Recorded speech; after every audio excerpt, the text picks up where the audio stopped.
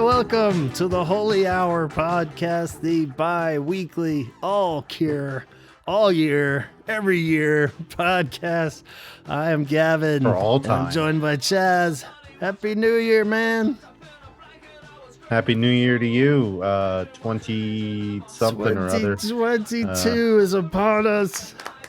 Woo-hoo! And Happy New Year out there, you guys. It's January, probably the 2nd, maybe, when you hear this. Yeah, maybe. Somewhere around there. But, depending on your time zone. Exactly. Your time zone and where you are mentally after the holidays. Maybe. Yeah, hopefully you're just getting over your hangover and you're waking up to this podcast and you're like, oh, what a great way to bring in the new year. Like, the holidays are over for a whole year. We did it, man. Woo!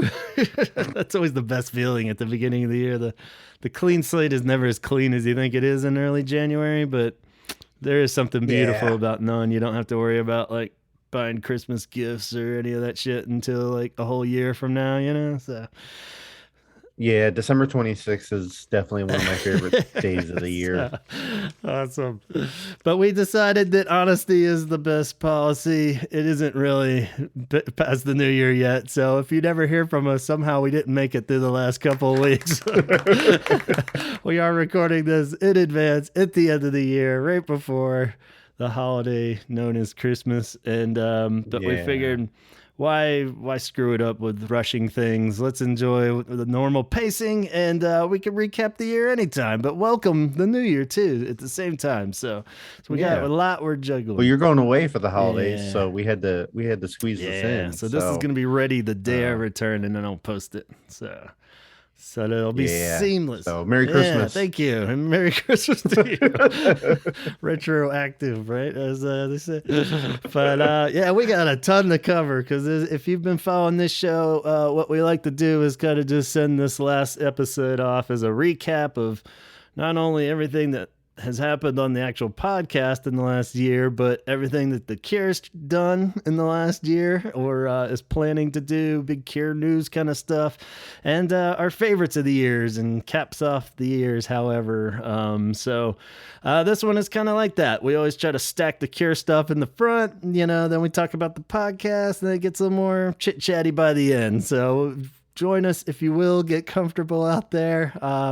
But it is a lot of topics. We might dwell on some of these longer than we should, and some we'll just brush right by. So who knows? This could go on for 6 hours or 20 minutes. So what do you think, Chaz?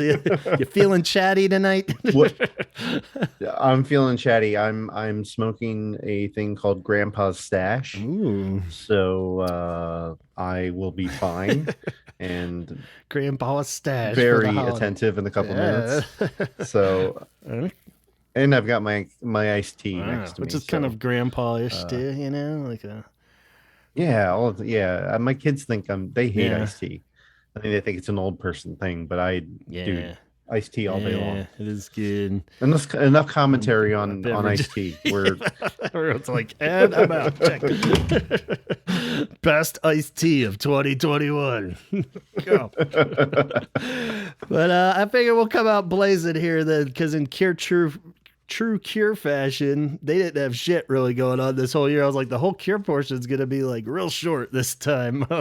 There wasn't really too much to dwell on in Cure highlights. Nothing against them. There wasn't really much going on this whole year again anyway, but they dropped a lot in the last month or so.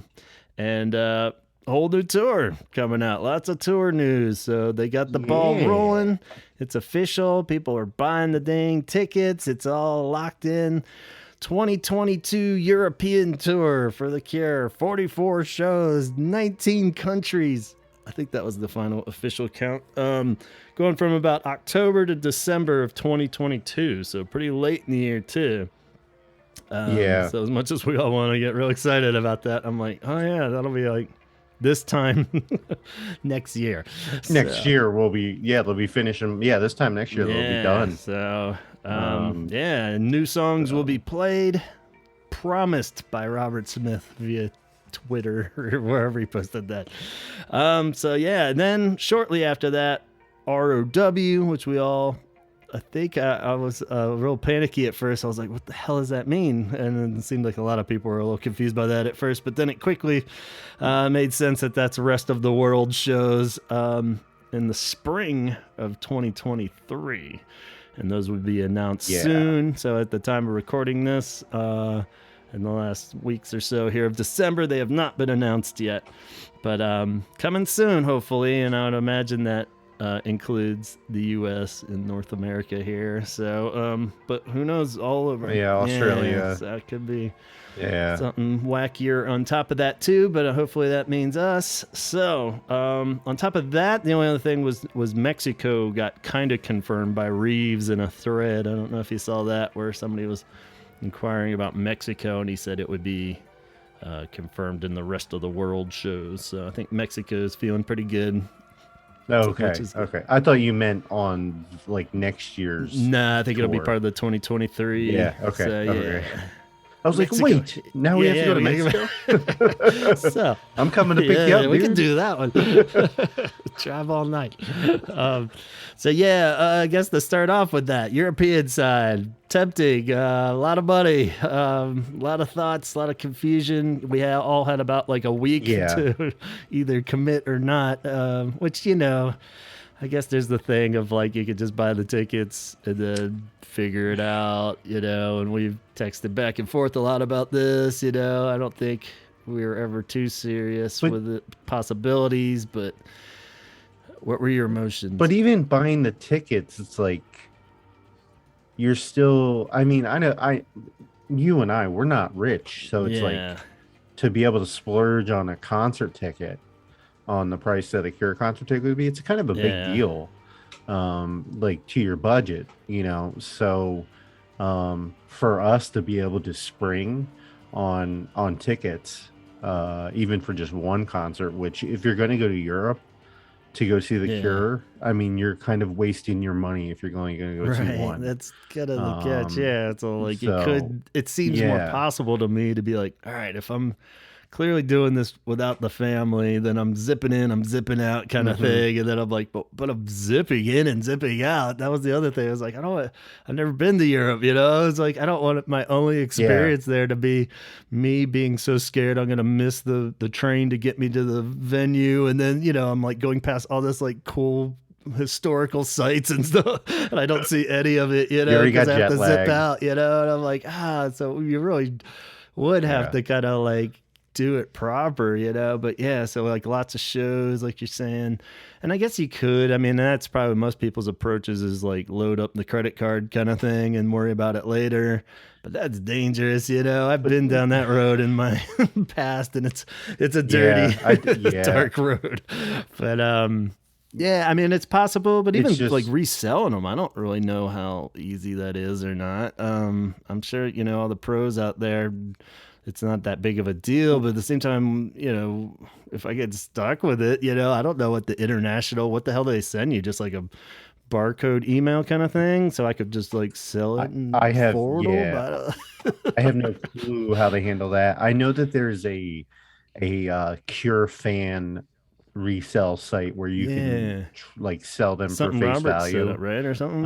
I thought I saw something a few days later. I think he promoted it. I don't think he set it up, but and it was cool just for a Cure fan shout out. I saw that Carl, who we know through Arusha and all, he had set up a Facebook group that was kind of, basically like those Cure group ones where they're all sorting out their plans and stuff, and that's cool. That made it like more doable, seeing that you had people that or sort of know, or maybe you don't know them at all, but at least it narrowed the world down a little bit, where you had some people going, where you could bounce ideas off of and stuff. I saw people getting suggestions and stuff for that, of which shows would be better, and so that's cool. And it is all technically doable. I Yeah, think like you and me with the kid factor and the family and the job stuff, it's hard to like really, I don't know, but you start sizing it up. Pisser for me too was my wife was actually trying to encourage it at one point. She was like, "You should just go. We'll figure the rest out." And I'm like, "What?" She's like, "Load it up. yeah, And, you don't know how long they're gonna be around." And I was like, well, yeah. I mean, if I was taking them, obviously we could make a whole vacation out of it, kind of thing, but it would cost a lot more and stuff like that. And then it's just like the idea of like flying in, and that was kind of the pisser more for me was like the flight stuff. Even though you can't really book your flight yet, it's smarter to wait and you get a yeah, cheaper flight. yeah.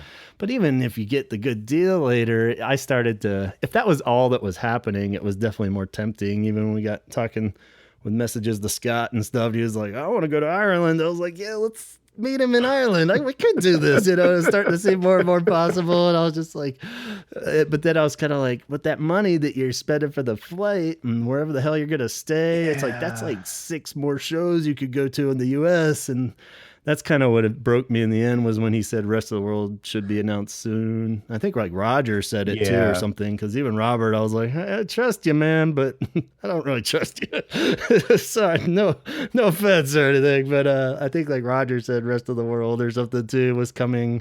He had posted something saying that they would announce them fairly soon, which hopefully his idea of I'm soon hoping is, yeah, January, so hopefully.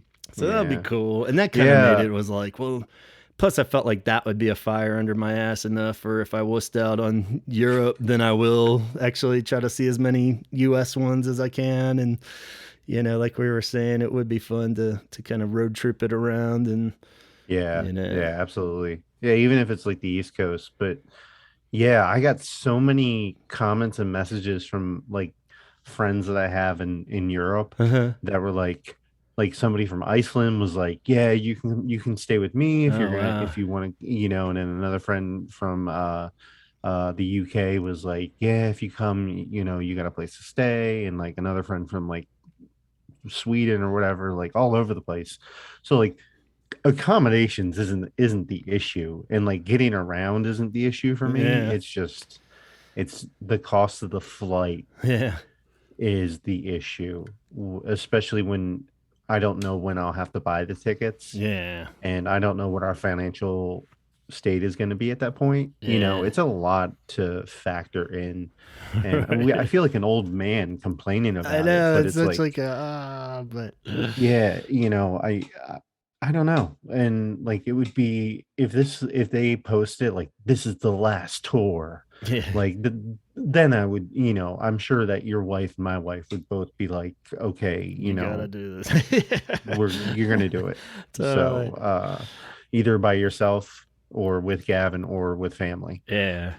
So we'll work it some way or another. But just once they announced the rest of the world shows, I kind of like took a breath because I was texting you and I were texting a fury, Mhm. and I was so fucking pissed all day long. And You're- like driving around just angry at our country, and like I'm just like they're not coming here because of COVID, which is still a possibility. yeah, And yeah, like it's another thing up in the air with possibilities going on in Europe, yeah. We didn't buying even. a ticket and then buying plane tickets and then not being able to get into the country, or Yeah. leave the country. Or Um, even worse. I mean, I think now everything's so kind of refunded, and you would get your money back or whatever if the whole thing crumbled. But at the same time, it would probably more maybe. realistically, yeah, exactly. More realistically, it wouldn't be totally shut down, but everything's like super scary and a disaster. Yeah. They're like, well, you can Yeah. go still, but you might die. It's like, all right, Yeah. okay, awesome. But Yeah. Yeah. I don't have much faith in our humankind in this country very much right now. yeah, And so I'm just like, you know, I'm like, it's getting to the point where I'm like, I want to go see live music because it's going on, and I see a lot of the bands that I love touring, and I want to go. yeah, I don't feel safe doing it, especially with kids. yeah. So, and I know that you struggle with that too, and I know some of my friends do also, and it's just like I don't know. It's frustrating that that stuff's going on and I can't join in. Yeah. But I'm Yeah. not judging anybody for doing it. But it's just Yeah, it's a tough thing to old set man up. grumping again. Yeah, So yeah, yeah. And that on top of everything else. But yeah, yeah, I mean, it'd be cool to have this ball get rolling, and luckily, as far as the cure, this is all late enough in the year, next year, where yeah, I do hope that yeah, everything should be cool, or cool enough where we can, you know, be safe and have it. yeah, yeah. At least it's not in the spring, Yeah.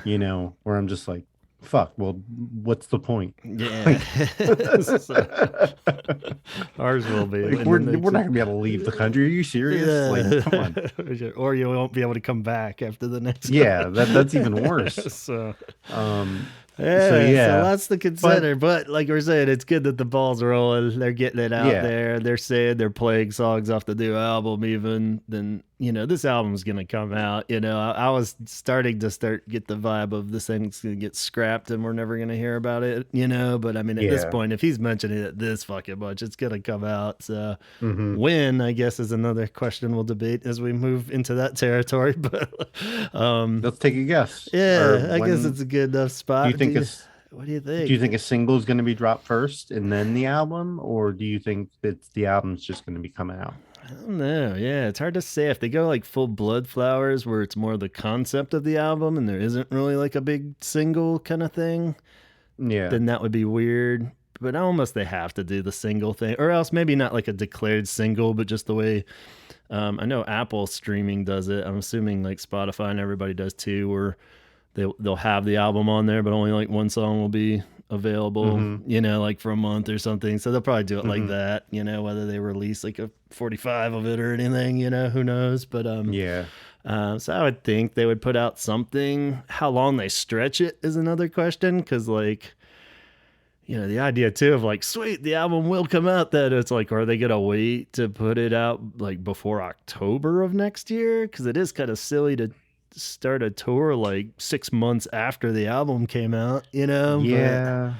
but that But would it's just also because we don't know what kind of record contract structure they're under, if they're yeah. under any whatsoever. So, but uh, I mean, But we if know that we, it's like done and been done technically. If anything, he's kept yeah, working on it just because he has the time. But I mean, the thing is definitely done, and ready to roll. So it's like, I man, sitting on it that long, that's like another. But I mean, I guess it doesn't seem that absurd now after all this time. It's like, well, I guess why yeah, not? my guess would be I would want to say it's going to be dropped in May, Yeah, just because I don't know. I feel like that's like a common. I don't have it in front of me, but I feel like they've dropped a ton of stuff in that time yeah, frame. April and May, just around his Yeah, birthday and and into the spring.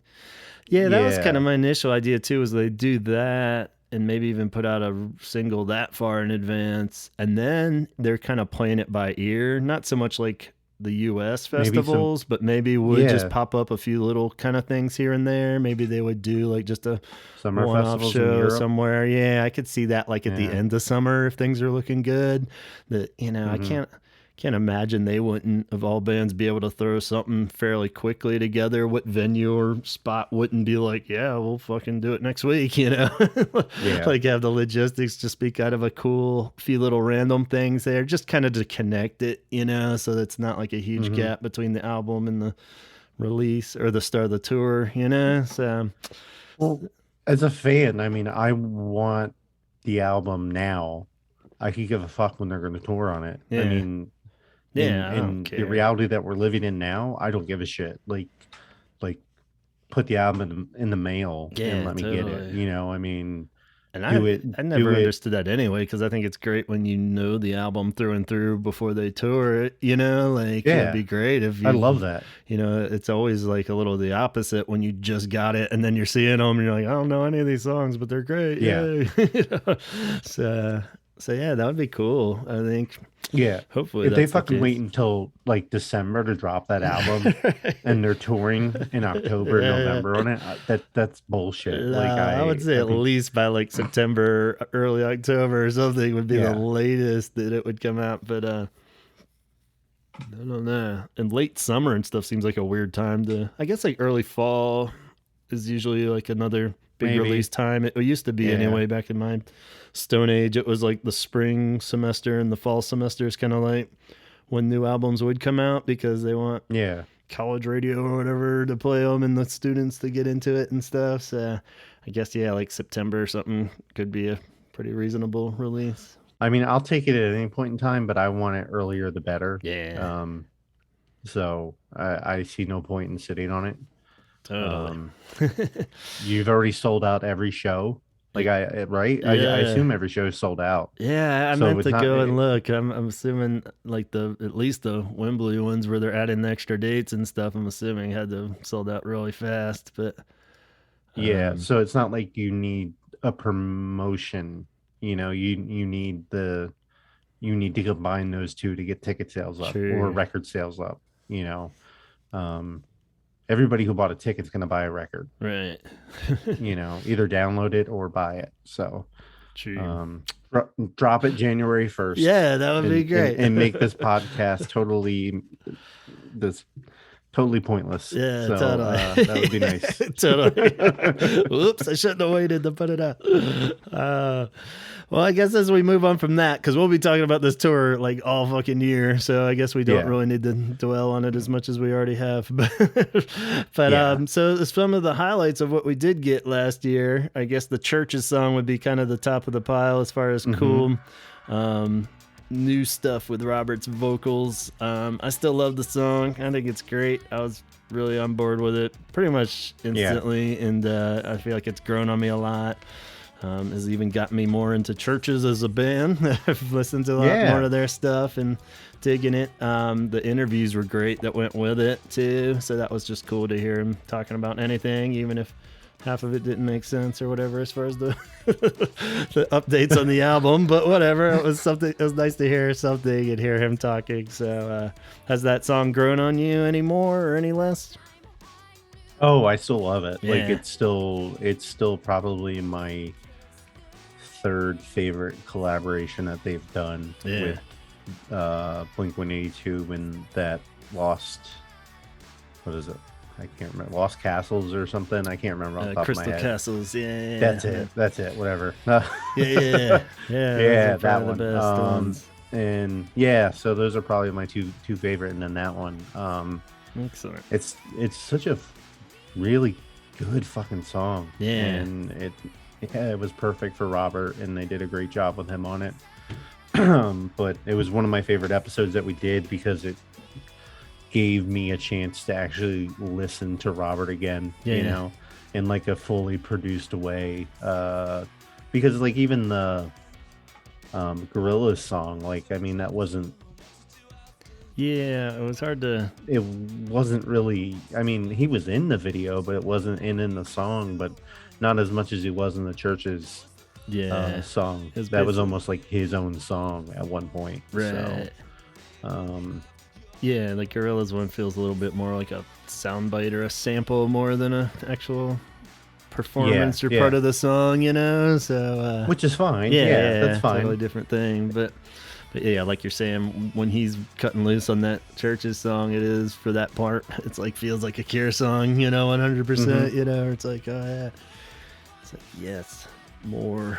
Yeah, and I'm sure their fandom ship or whatever it is going up just from having Robert on. I know you and I both dove into them after hearing them. Yeah, it was just like, okay, well, that song ruled. What was what's the rest? What else do they have? And one of my friends posted that album as one of their favorite albums of the year. Cool. And it's not one of my favorite albums of the year, but I was like, yeah, the album's actually really good. Yeah, you only like it because Robert Smith's on it, and I was like, well, I like that song because Robert Smith's on it, but the whole album is really, really good. Yeah. So I'm glad I got into it. So yeah, likewise. thumbs up. Definitely. Cool. Yeah, Gorillaz, we got the song last year, but we got the live show this year. So, Wait, are you serious? Yeah. So the Oh, song I think was at Jesus. the end of last year, and then this one, the live show came out. Well, it wasn't out or anything, but whatever that streaming was that they did. So that was a kind of thing in the news for a little while there. But Yeah. I so can't believe it's been less than a year since those idiots stormed the Capitol. Like, I'm yeah, just like, that feels like 5 years ago, but it was like seriously less than a year ago. yeah. Holy So shit. yeah, it's pretty crazy with a lot of this stuff when you're thinking. I was like, oh man, it seemed like a strange long year. Like I guess It compared was a to really 2020. long year, but like felt really short. Yeah, like we're here again already. But then, like when I think back on shit, I'm like, wow, that was a long year. But Oof. So when ew. did that come out? The live show, Yeah. I felt like it wasn't that long before all the Simon debacle. Because remember, everybody was trying to connect that, and that was Yeah. like August, I think. Um, so yeah, it must have been like summer of this year, Yeah, but I I think it don't was know in the for sure. I summer. didn't I jot mean, I it don't have the down. notes in front of me like when we talked about it, but Yeah, yeah. and I didn't watch any of it other than the clips of Oh, Robert. yeah. Yeah. Yeah. But seemed like a lot of people enjoyed it, and it went well and had a good time. So yeah, that was kind of cool. It was again just good to see Robert on a stage cutting loose. Yeah. Yeah. So yeah, nice highlight there. When did he do the Zoom calls or the Zoom things? Was that 2020? For When he did like the 3 17-second songs? oh, that was at the end of last year. Yeah. Jesus Christ. And Okay. there's All right. almost was Oof. confirmed he's gonna do another one of those with the playing the songs, of because Okay. he did.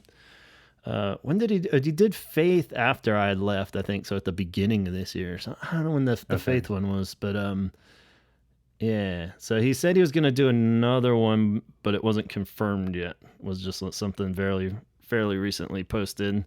But it sounded like it was probably gonna happen. So he might do like a Okay. little mini Zoom Yeah. performance of pornography songs, I'd assume, maybe at this That rate. would be nice. So that'd be kind Or of the cool. self-titled. I'd take either or. Yeah, or new songs. Self-titled, huh? Yeah, self-titled. Rock Yeah, and roll. yeah. Hmm. So yeah, hopefully we'll get some of that too. It'd be a nice little surprise in between before this comes out. We can not be Yeah. up to date on that too. The picture disc, hard to really get too excited on these, but we had them out. Wild Mood Swings Anniversary and Faith picture disc for Record Store Day, which Yeah. is assuming was around April, right? Isn't that when was it that one, or did they delay them? I don't even remember. Maybe there was like a summer I don't have one or either. something. But bigger question: did that Japanese Whispers one ever come out? Yeah. It did? Yeah, I got it in the mail. Okay, Yeah. cool. Yeah, So- I have that. I didn't get Wild Mood Swings. Right. Um, yeah, I don't know why. It's or the Faith one I didn't get either. I tried to, but I was like, yeah, I'm not gonna go out of my way. Yeah. Sooner or later I'll get them all when they're. I think I'll 48 get more versions into of it if Faith they. at this point, right? Don't you? Yeah, but you probably yeah. you got a regular Wild Mood Swings too, right? So Yeah, Yeah. but like I think I'll get more into it if they release every single album on picture disc, yeah, then it's more. and like, then I'll just have them all to like display or something. But like I'm not gonna play it at all. Like Right. I would rather play like an original pressing of the first press just to listen to it because it's gonna sound better than the picture disc over time. So yeah, is that still a um, thing then? People, Yeah. you still feel like that holds up? That, Yeah. that the pictures Yeah. just sound crappier. Not Yeah, they crappy, sound but crappier. just not quite as good. Is that fair enough Yeah, to say? and then they deteriorate over time quicker. Hmm. So yeah, you'll mess up your needle and stuff like that. So Oh, wow. yeah, I wouldn't play them. More than like a couple times maybe. Yeah. So, but yeah. But I mean, it's cool. Yeah, I mean, I'm yeah. happy they're putting stuff out. They could Yeah, just sit on it yeah. and not do it. So It's better to have the options, right? So hey, if it gets people into record stores and to support them, yeah, exactly. I'm all for that too. So Yeah. And so yeah, the Japanese Whispers one, and then yeah, I was kind of in the same boat where I didn't get either of the picture disc ones, so I was happy with my regulars. But I did order that DEK magazine that came out with Wild Mood Swings anniversary, so that was cool. Did that episode on there where I thought that was really cool. Mostly, if anybody didn't listen to that or check it out, it's cool because he does like a track by track where he kind of reminisces and hindsight thoughts on Wild Mood Swings and. Was surprisingly awesome that he was kind of on par with a lot of the things that we say about Wild Mood Swings, where he wasn't like, you're all fucking crazy, this is the best album ever. He's like, yeah, maybe we should have cut that one. I don't know. So it was kind of cool to hear that. But yeah, it was really cool. I was really impressed with that, and hope they would do more stuff like that where it was a very kind of casual flipping back through, and yeah, it's always good. I never bought it, and then I heard the episode, and I was like, I don't really need to buy it now. Yeah.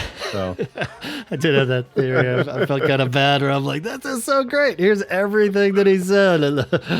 And they were so nice, too. They responded and were like, thanks for, doing this and like saying all these nice things. I was kind of like, okay, cool. I don't think they're pissed. That's awesome. Yeah. So I was like, yeah, I kind of spoiled the whole damn thing, but at the same time, but I didn't do exact quotes. I paraphrased a lot. Yeah.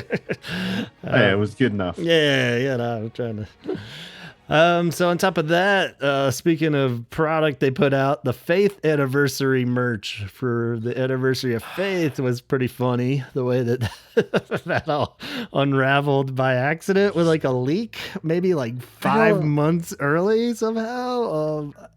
Any theories on what the hell that was all about? And then it finally came out just like 3 weeks ago or something.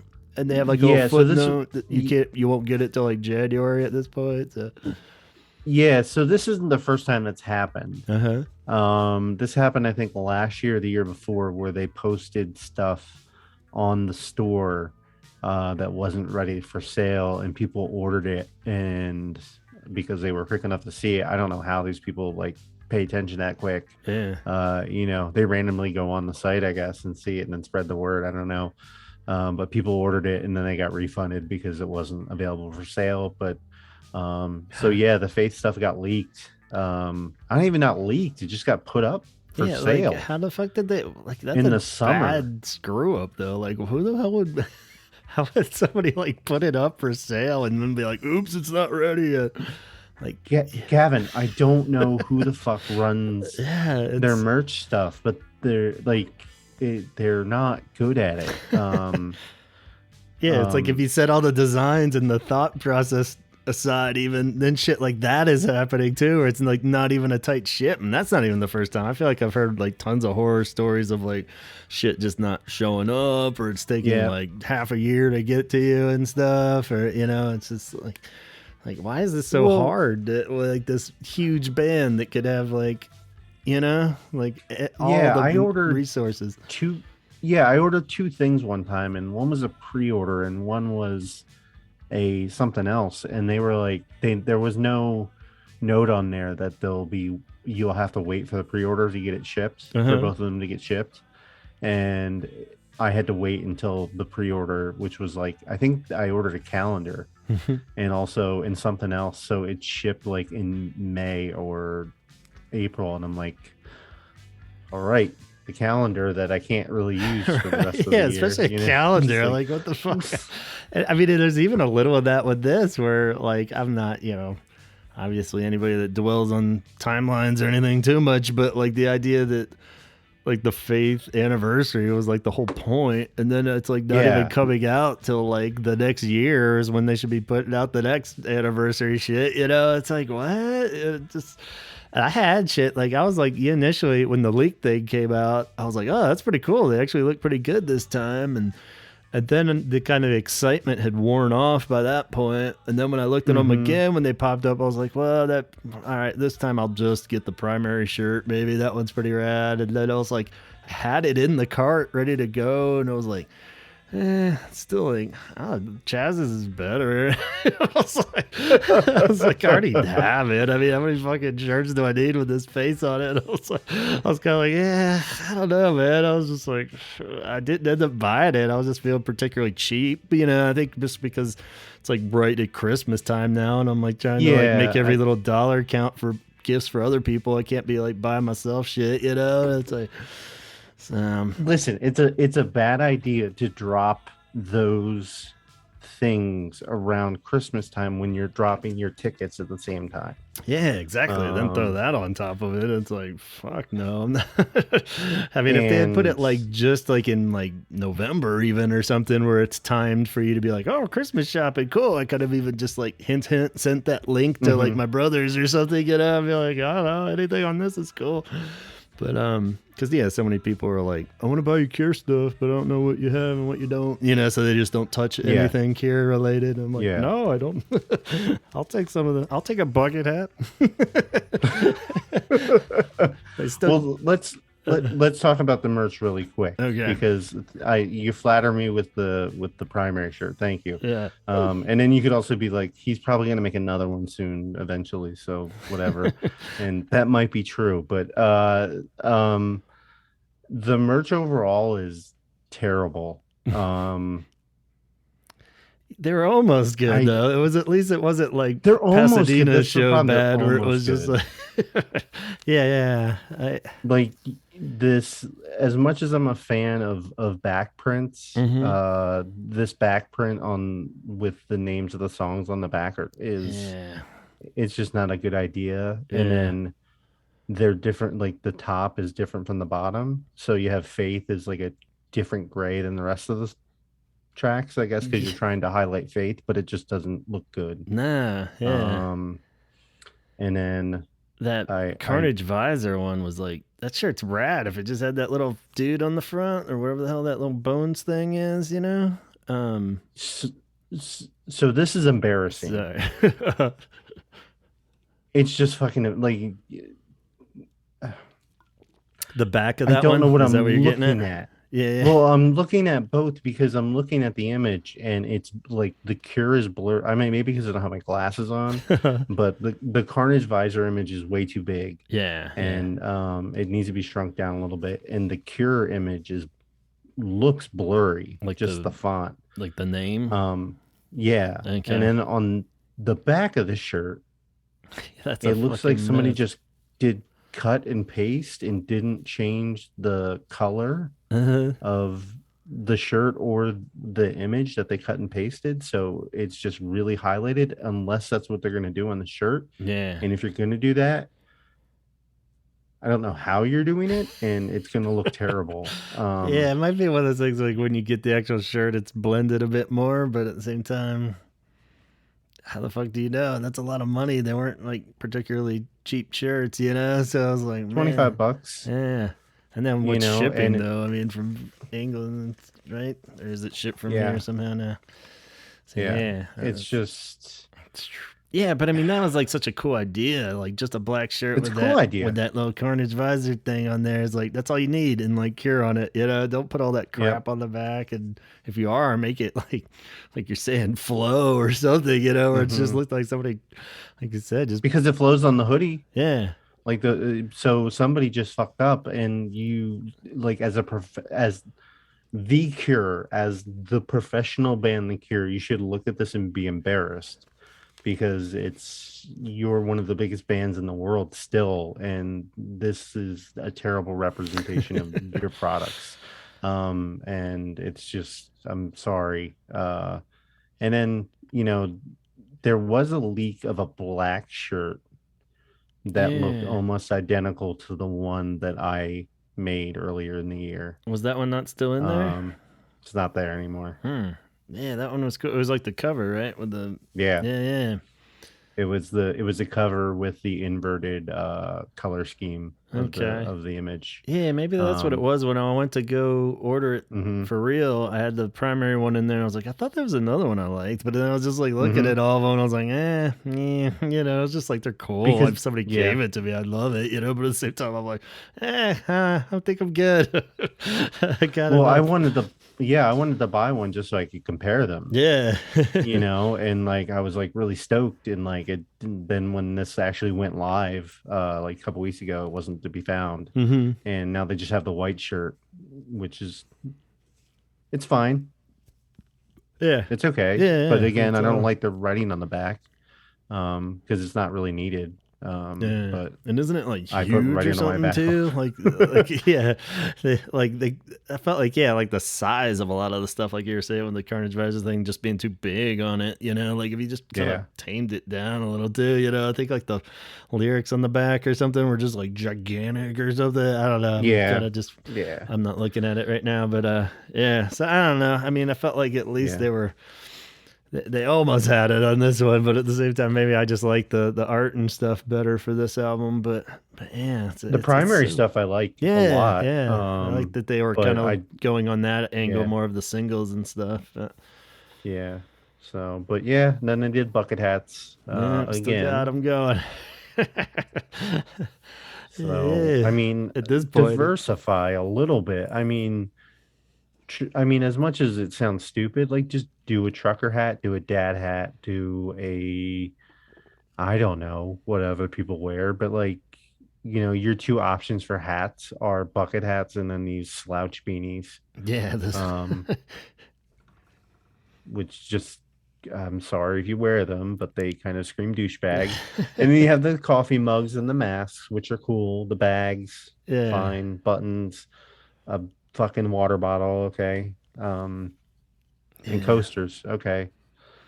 Your general merch. It would have been cool to see like a flag. So is there no calendar though? I haven't seen anything for like a pornography calendar yet, right? Yeah, that's disappointing that there's no calendar. They've been doing that I for like mean, ever, right? Haven't they? yeah. Mm. What would it have been this year? It's It would have been pornography, pornography, right? yeah. Yeah, I was really hoping for a pornography one. And then there's a lot of weird. We'll get Um, into it more for like what's coming up, but like the idea of every Cure fan pretty much has it on the radar, I think. But it's like kind of a weird anniversary year because we got pornography mm-hmm, 40th and Wish 30th. mm-hmm. And even Kiss Me is like 35, which I don't know if anybody ever really celebrates the 35th anniversary of anything, but in I'll Cure take World, it. yeah. But I mean, at least Wish and Pornography are pretty big ones, the way they did like Yeah, Disintegration, and it was pretty cool. So I mean, a lot to go on there. So you would think they would at least keep with the calendar thing going, even though I don't ever, get the calendars, but it's kind of a cool thing, It'd be yeah. I get them every year just to have them. yeah, So, but yeah, they none this year. That was a bummer because weird. I was gonna order that with either a primary shirt or the black faith shirt that didn't come out, but they didn't get my money this time. So, Yeah.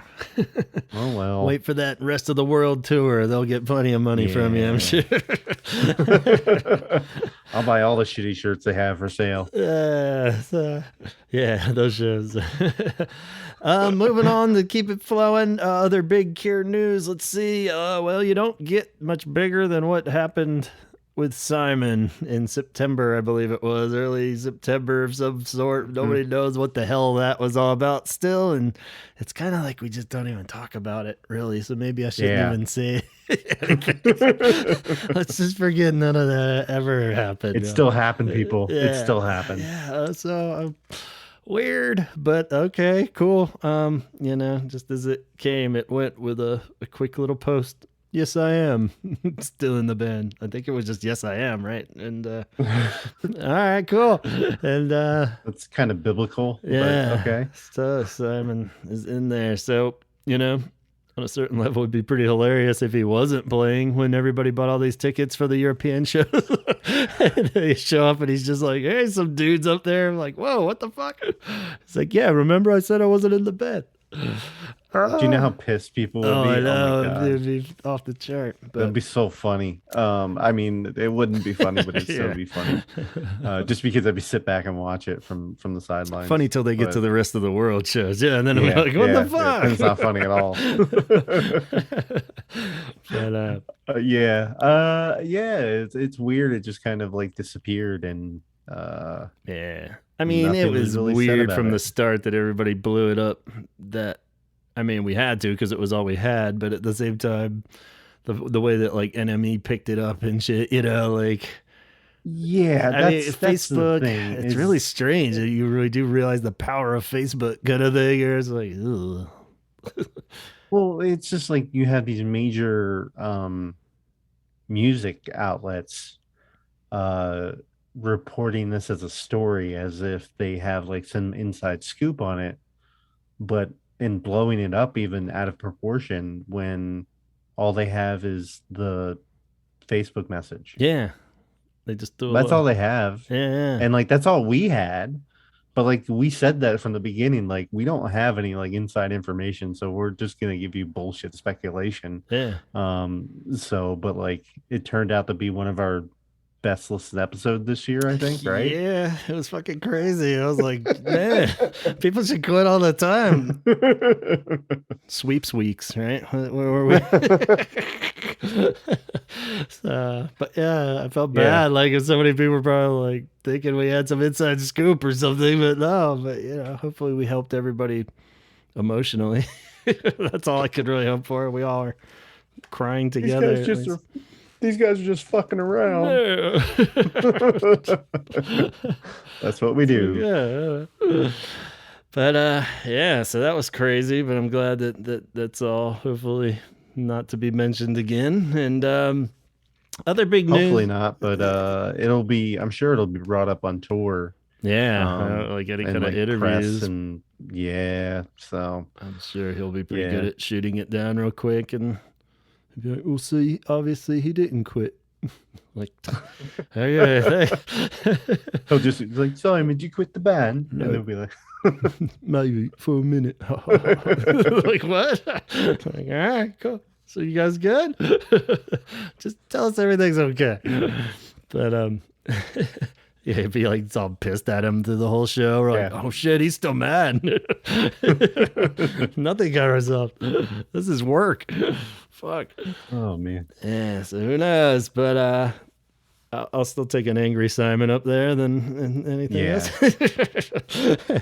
Yeah. Farce goes on for another 10 minutes. Yeah, just all these little. He won't stop. Petty... He's just staring He's just staring daggers right at Robert the whole time. Oh shit! And it's the anniversary of pornography, so they're gonna. It's gonna be this whole blow up by the end of the tour. Ah! And then Phil Thornalley appears in the sky and just ascends down. Like, I'm not sure we have time to go through this whole role reversal thing. Speaking of the past, we had a cool highlight in Cureness this year was through Lowell and Budgie's podcast came out this year. And I've been listening. It was definitely on my weekly downloads, or somehow I fell into a cool pattern of every week. I had like my podcast that would come out that day. It was like the Tony Hawk one on Monday. Tuesday was the Budgie and Lowell one. Wednesday was your excommunication station. Thursday was the No Dogs in Space when they were talking about Velvet Underground. So it was like every day I was like, oh sweet, I got something to listen to that's like hot off the presses. But have you listened to Curious Creatures, the Lowell one, much or at all? I haven't yet. It's on my list to get to, but I'm backed up with my own pod with the excommunication station and it makes it hard work now, and everything. I don't have as much time as I used to. Yeah, but I'll get around to it eventually. What do they talk about? Yeah, give me a breakdown. It's paused for the season 1, but he said they're coming back. So I don't know if that just means a couple weeks here for Christmas or what. But so I'm not sure when it's coming back. But yeah, it's been really cool. It's been a weird pace and rhythm. When I initially was like, I don't know, man. And it's very casual in the sense that they they got it structured and it's professionally done really well, almost too much really, but at the same time they'll kind of bounce between having a guest and they talk about their old kind of stories that mix in, but then kind of telling the other person's story, like they had the guy from LCD Sound System and and the singer from Berlin, or I should know their names, but Murphy something, right? Is it? But so yeah, a lot of those are cool because they're kind of just them asking questions, and then they'll have like other episodes that are more focused on their personal stories and funny little things in between. And, and they have little bonus ones that they drop too, where they talk about the catering and stuff like that. It's weird because it's like definitely probably not for everyone. And it's cool because it's like with Lowell, you kind of see a lot of his stories coming from the book and knowing his story and stuff a little bit more. I think for people that don't know the whole Cure history a bit, it'd be kind of more fascinating. But a lot of times he started into a story and I kind of like know where it's going even. I'm like, okay, cool. Yeah. But so I've actually kind of enjoyed Budgie more just because I had no idea what he was like as a person.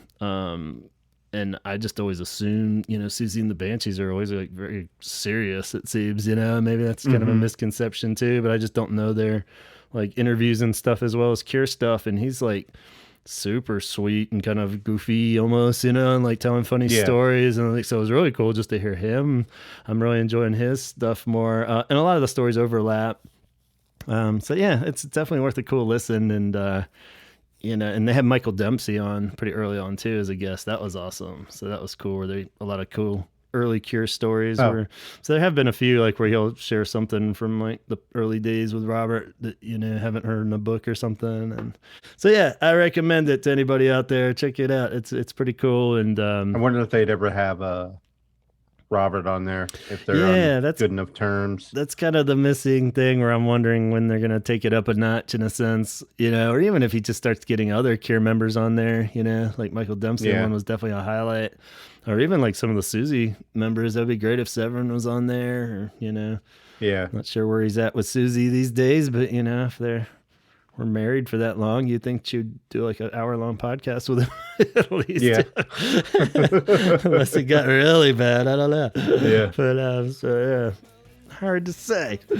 But, I think that kind of wraps up Cure stuff. Not sure if I'm missing anything there, but I think that was all my highlights I jotted down. It's a pretty solid year worth of stuff considering pandemic part 2 and not really able to do too much. Like I said, you kind of give them a free pass. Yeah, they definitely sent us on like a roller coaster of emotions though. Yeah, totally. We sat on the album's going to come out from the year before, where we were told, and then we got told 8 more weeks or whatever it was, and it turned into 28 weeks or whatever it was, and then Simon quit the band and then didn't quit the band, and then they have a world tour. Even the church's songs like, "Oh, yay, everything's fun again," and I was like, "No, we're not getting anything." Then, so yeah, definitely some a wild year for us when nothing's going on. Yeah. Do other bands go through this? Who knows? I don't know. I'm assuming so, but who knows? So maybe we should move on to the Holy Hour, but a pretty wild year over here too. We've been covering some wild territory, trying to wrangle all this Cure madness. But I guess just to plow through that, I don't like, it seems a little self-glorifying to dwell on anything too much. But at the same time, off the top, I was very happy and proud to get all the episodes. I think it happened I can't even remember now, but we got all the episodes from that old hosting site back into the Apple feed, which in turn spews it out into like Spotify and all the other ones. So it got them all home again, and that meant a lot to me. Even though the hard part there was when it was like down to like episode 2 and 4 are the only ones that aren't in there, and I'm like, okay, cool. And I had like what the hell did happen in episode 2? And I listened back to it. I'm like, oh God. I was just like, oh man, this totally could disappear and nobody would know, but there would just be no episode 2. I was just like, God damn. So there were a couple where I recorded a little disclaimer to put at the front of it, and be like, I'm sorry. I don't know. I'm not really sure I'm any better now, but at the same time, this was like 5 years ago. So bear with me. So anybody that just joins the podcast can start at episode 1 now. I've been talking to a guy that I think is doing that, almost to the point where I'm like, just listen to the new ones, work backwards. He's all like, whoa. He's getting like the Wish episode. I'm like, I know. I know. Yeah. So, I was like, here we go again. It's like, but I credit that episode for getting Chaz onto the show, so it's good. It all works out. But, it's like an M. Night Shyamalan movie. The further you go on, the worse it gets. Yeah, totally. So it's all out there for the future people that want to discover this podcast. If this is somehow the first episode, you might want to at least backtrack a few more or start at episode 1 and you can listen to all 180. What are we at? This will probably be 182, I think. So, something like that. So yeah, coming up in the next year will be the 200th episode if we keep on track. So we'll see what happens there. Could get crazy. Or we'll just not even acknowledge it in pure true fashion there. So. Yeah. This year also started the Patreon, which I gotta acknowledge went way smoother than I thought it would, and has turned out to be really fun. So it's a small, tight group we got over there.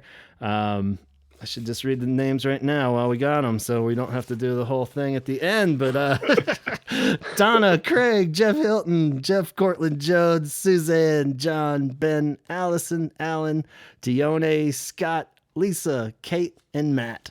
Thank you so much, because I was really weary about this idea going into it, and it's been fun. So and I love the idea that now that this tour is getting announced, something I wanted to throw out there, that I've been holding the funds there, and I'm hoping to use that towards going to these shows, and that includes you, Chaz, too, because if it comes down to like if we're going to like Maryland or something and we need an extra ticket and that's a factor, then I'm going to use this money for it, and that's what I really want to use it for, is getting to do correspondence shows or something that normally that would be a factor. So we'll throw it out there. It's hard to say what it will look like by 2023 is good, though. We'll have a whole nother year if we can keep it flowing.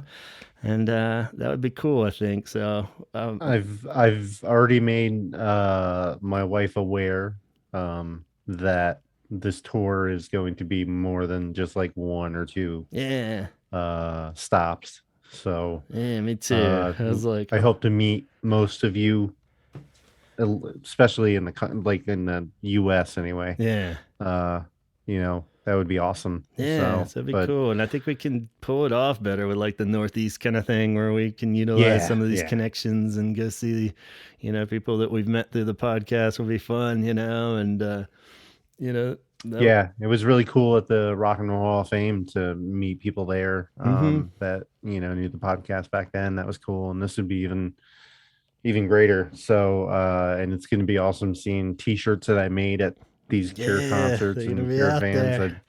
It's going to make me misty-eyed, and I'm very excited about that. So I'm cool. I can't wait. That's like the one thing I'm looking forward to more than actually seeing the band, is getting to hang out with Gavin and everybody else along the way. So let's make it happen. And if that is an incentive for Patreon too, it'll go and it'll help us get out there for sure. If we can use that towards that would definitely help. And and it'd be just fun to hang out with all you guys too. We'll probably spend half the Patreon funds just buying you guys beers when we finally get to it'll be like a $55 Yingling somewhere. I'll be like, whoa, shit, that was like a whole month. All right, cool. but it would be. Thank you, everyone, and I hope you appreciate all the extra stuff that Gavin's done and given to you, and whatever else is on there, and whatever I've contributed. Yeah, hopefully Yeah. we'll get some So fun new stuff going in the year too, and yeah, that's always absolutely. fun. Can't wait. Cool deal. So, yeah, as far as the podcast too, just in passing, we had an acknowledgement by Roger on YouTube and a comment that seemed legit official Roger page where he, pretty good time after, but we reviewed his Two Ravens album. He stumbled across the podcast and said thanks, and was really sweet about it and said thanks, and was going to check out the bands that we had mentioned that he sounded like in the solo form, which immediately sent me into a panic going, oh my God, I don't remember what we said. I thought I'd throw it back. Yeah, all I remembered was I said Godspeed You Black Emperor, and I'm like, if I get Roger into Godspeed You Godspeed You Black Emperor, I'm gonna lose my goddamn mind. Yeah, that'd be pretty cool. Yeah, I kind of stand by all the ones there in hindsight. I was like, yeah, hopefully he didn't take offense to any of that. And yeah. And then as far as the podcast goes, I was like, well, he knows we exist, so I'm just waiting for that email any day now. It's like, yeah, this shit's gonna stop. Yeah. And Phil Thornalley knows we exist as well. Yeah. So, I think he said something along the lines of, they should have just talked to me. I would have. Yeah. I was like, no, dude. It's against my rules. Oh, so that was pretty cool. Yeah. And what do we have on top there? Pearl, of course, was very nice on a birthday wish. Sent a little stars and heart response to the birthday message. So I'll take that. That was very sweet. And again, must know that we exist. So that's cool. Yep. And interviews we did. And this is, pretty much all praise to Chaz here for making these happen. We had some fun, cool, big C celebrities. We talked to Tobias Graves of Softkill, who was an amazing fella to talk to, and just respect their music so much, and was so much fun and cool conversation. So yeah, thanks Tobias and Chaz for making that happen. So yeah, they were big sweetheart. And just big, I don't know, just I got so much more out of that interview than I thought I was going to, and just their music hasn't left my my iPad or whatever I'm using, iPhone. I listen to it every week. Yeah. So whatever album is going on, I'm listening to it. So. One of them is my favorite album, one of my favorite albums of the year. So, everything's in a constant rotation of them. I love everything they've done. So, definitely. And was bummed that they disappeared kind of without notice from the Lemonhead show. I think all my friends were secretly relieved because that just meant the show was going to be shorter. But I was like, damn it, this was going to be. So I don't know if there was a factor, or if the fact that they announced that bigger tour later, or just wanted to push it back for safety reasons, or who knows. Could be anything really. But I was bummed. But they were.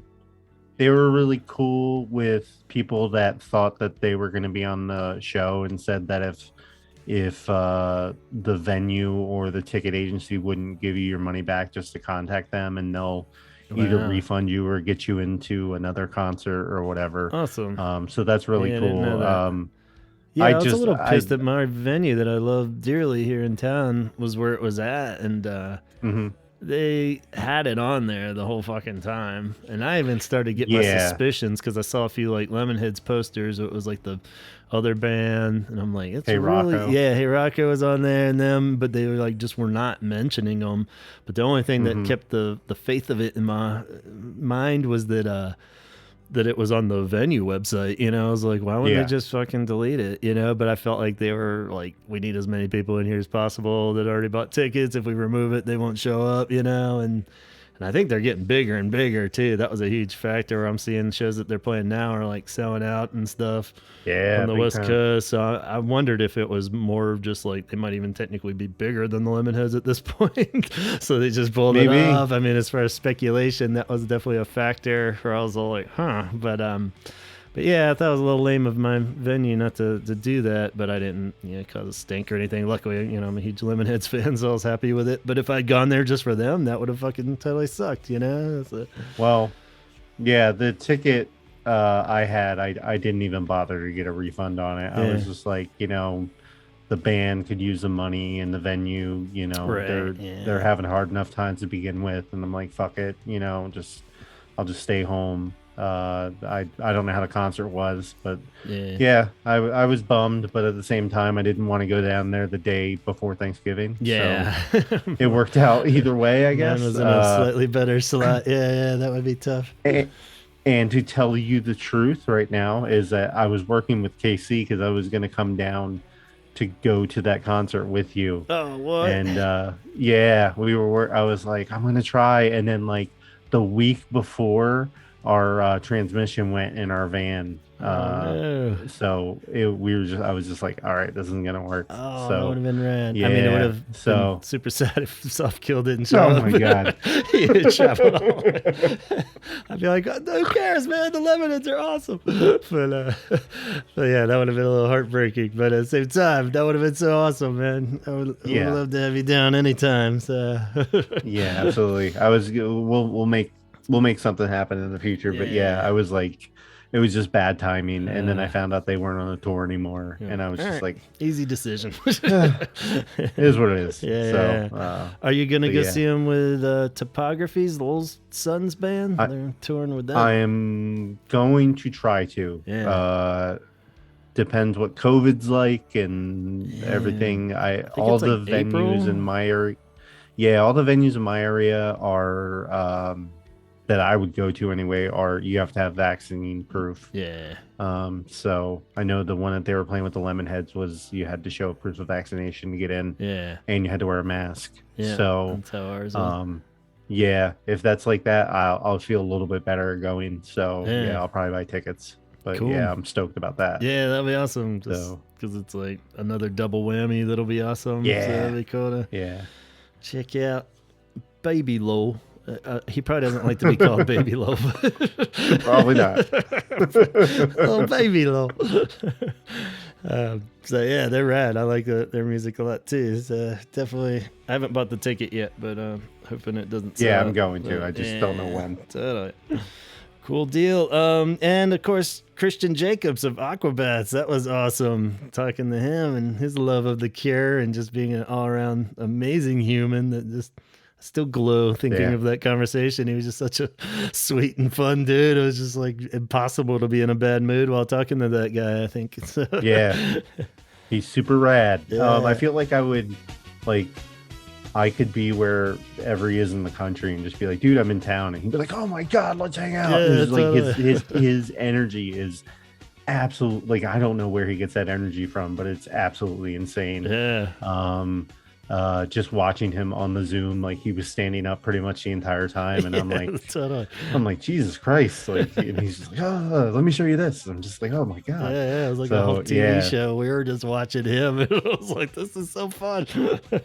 Yeah, and he still comments on my Instagram page and stuff like that, and like he's I still comment on his and go back and forth, and it's not like he doesn't have time, it's just like he's such a cool guy, like it's so rad. So I don't mean to gush or anything, but it's just like, I don't know, he helped me raise my first kid with Yo Gabba Gabba. It's a big deal. And like it's kind of a big deal. So awesome. Stoked about that. So thank you if you're listening to this for coming on. So cool deal. So yeah, I guess moving on from there, as far as our anniversary stuff, we had a cool, fun Faith Zoom that was a bit of a mess, but it was funny just to go through that with everybody. We got hijacked. We did an open door Zoom, which it'd be fun to do that again for pornography, but with some little bit more restrictions and guidelines. Yeah, we'll figure it out. So haven't quite mapped it out yet, but I think that'll be good to do something like that to But even just the shit show that ensued was kind of fun, so Mm-hmm. that was cool. And I was really happy with the Arusha episodes where she's recorded a couple with her buds there just talking. And, Mm-hmm. it was really cool. A top tour one with Susie, Darren, and Megan. And a Cure chats going back to the old like message boards and chat rooms and stuff. And she talked with Dana, Lauren, and Hugh on those. Those are really fun, and I got to kind of sit back and just listen, and I always love that, where it was just like a cool episode that dropped from the heavens. So thank you to Yeah. Arusha and everybody that partaked in that, and still keep that open door to everybody listening out there. If you want to record any kind of Cure conversation with your friends, or you know, I guess you could just ramble by yourself for a while. But if you have a conversation with your friends or anything, we would love to just use that as an episode and set it up. So feel free to always Yeah. do that. That's cool. And of course, the people we did have on, aside from our big celebrity fans, I guess Christian Gerard, I'm counting him as a big celebrity too now, the author of the latest Cure book, Cure FAQ. He was amazing to talk to, and I really want to have him back on just to do some casual Cure chit chat with us, because Yeah, very rad. he definitely knows his shit there, and it was real fun to talk to him. But just our buddies out there, a lot of them are reoccurring friends that we've had that we've talked to directly in the past year. Coulter, Scott, and my friend Jessica, and Kate, and Steve Wethington, Matt Fisher, Antonio Longo, and of course all those people in the faith Zoom conversation. But hopefully have a lot of those guys back again would be cool. I know I've been talking to Kate about coming on, and I think we're going to try to do one with Scott really early on about opening acts for the Cure. Yeah. So that'd be fun. That was like, oh yeah, how have we not done that yet? I love those kind of topics are the best, where it's just like, yes, why haven't we done that? But yeah, I've loved every person we've had on, and I think I've texted you after each person. I'm like, oh, they were so great. Yeah, so, yeah. It's you've all been enjoyable. Yes, thank you for always taking the show to the next level. It's always so easy to just get into the chit chat conversation comfort zone. I'm like, no, let's branch it out. Sadly, it's like anything that's almost like being in a band, where like scheduling is always the only obstacle with that stuff. Like just trying to get everybody's like schedules on, and then time zones and shit. It's always like I'm just terrible at that stuff. And so thanks for bearing with us, and hopefully we can do some more in the next year. I wanted to give a big old shout out to you, Chaz, again on your launching your other podcast, Excommunication Station, this year, because that's not an easy thing, going double duty there, and you really have done a great job with that podcast. We did our crossover. Give you guys a little taste out there if you haven't checked out his show for the Halloween episode, when we dive into the craziness of growing up in the church and how all that is. So I mean, it's been a huge part of my week, as I said earlier. Just really enjoying not only the stories you share on there that I don't even know about. I'm like, oh my God, and really digging in, but at the same time, just the humor and the serious factor, you really cover it all. So oh well, thank you. It's been very needed for just me, and I know my other two hosts, just with mental health and being able to get through that. And it's been a lot of fun, and it's been interesting getting messages from people. Have you been getting a good response then? Yeah, we get good responses. It's been weird. I got two people that were Muslim that wanted to talk, just texting, like not texting, but messaging over Instagram. And then like both the conversations didn't really go anywhere. And then I had somebody drop a comment about how it's a shame that we're not praising the Lord Jesus Christ anymore, and all this other stuff. So I'm just like, okay, that's cool. Whatever.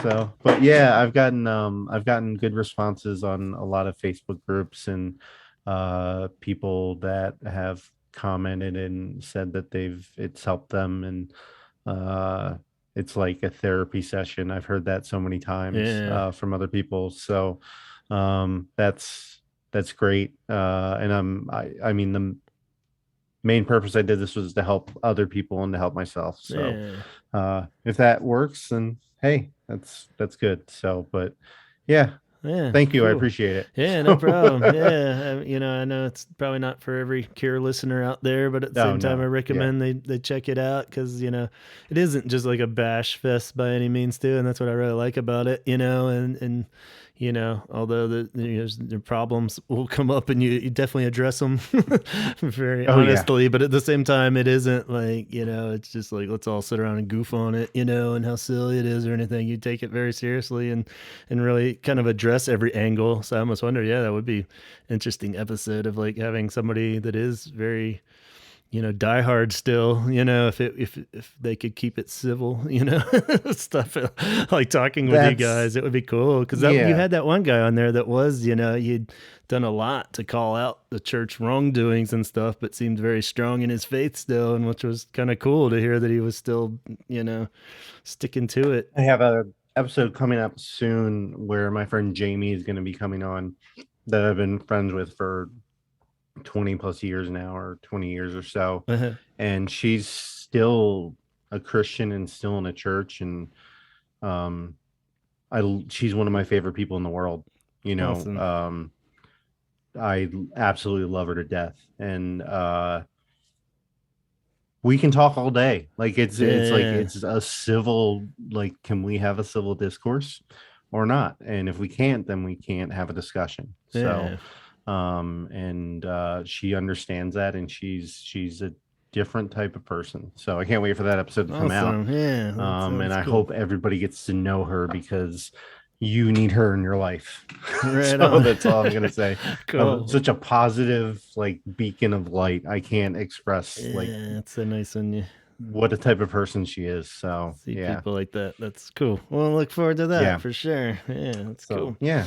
And I guess something that is for every Cure person out there is 17-second shirts, which you still are rolling Oh out my and God. just cranking out the hits with your shirts this past year. So more praise for that indeed. Did you have an ultimate most popular shirt this year that you did? I'm trying to think. I did the reprint of the Lullaby short sleeve. Yeah. That, or no, I made it into a Made it a long sleeve. long I'm sorry. sleeve. Yeah. That was really popular. That was one of my most popular shirts. So that was really cool. And then, like, a couple of them weren't popular, but that's fine.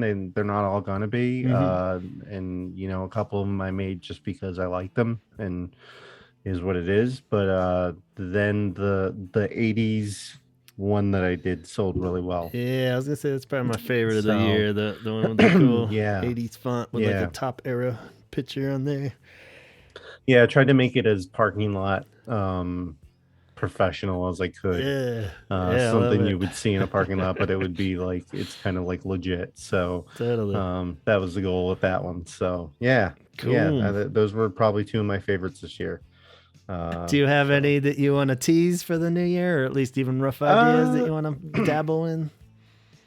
I'd really like to do. See, the problem is, like, I really like to do a Tears for Fear one, or even a Psychedelic Furs one. Yeah. But those two groups put out really good merch. Oh yeah. Like, I don't know about quality wise, but like the look of it, I definitely like it. So it's kind of like, I don't know.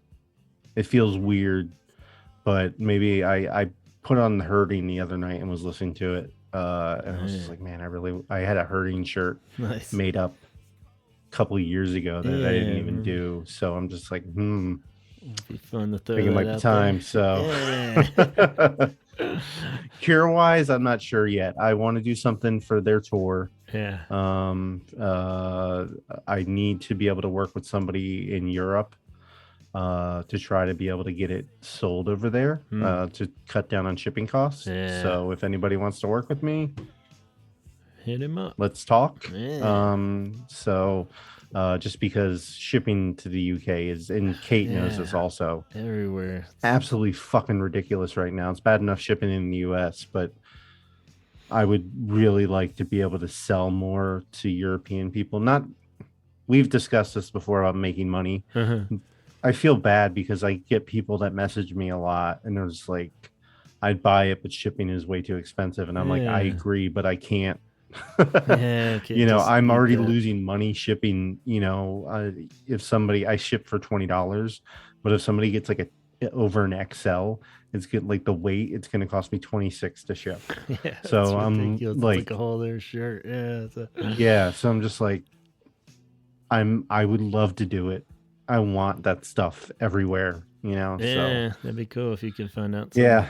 connection. So Cool. yeah. Well, hopefully somebody will help you out there and be on board, because that would be cool to get some cool Cured 22 shirts out there. Yeah. I think Kate and I could work on together something Yeah, together. that'd be So cool. yeah. Yeah. Awesome, So awesome. Well, maybe we should move into some of our absolute finals of the year. What do you say? yeah, please.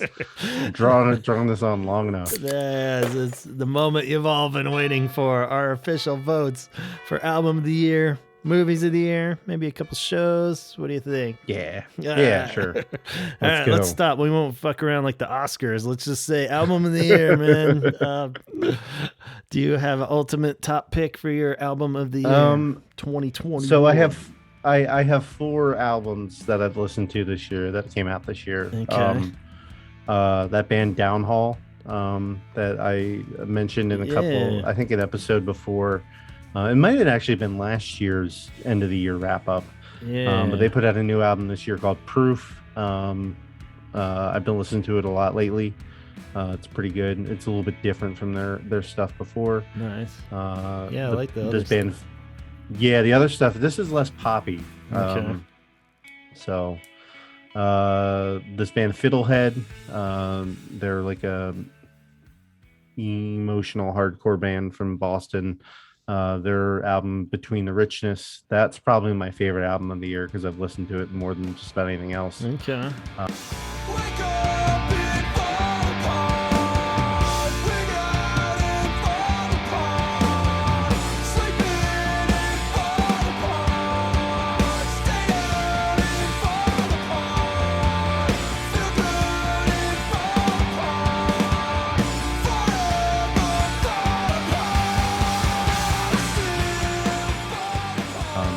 Soft Kills live at the Crystal Ballroom.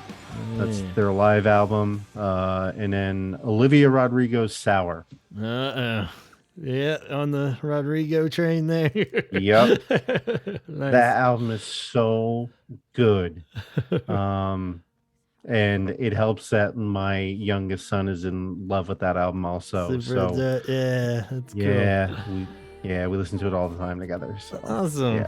Yeah, well, seems like a lot of the critics agree with you on that one. I've seen her pretty much at least in the top 5 everywhere, so pretty cool. Yeah, I never really gave it too much listens. I need to finally do it. I heard the driver's license one early on, and I was like, what the fuck? But, I like a lot of... You gotta listen to all of them. Yeah, I think clearly wasn't in the right state of mind, or, the approach wasn't there. But, cool. Awesome. Yeah, I couldn't just fully commit to one too, so I have a lot of subcategories.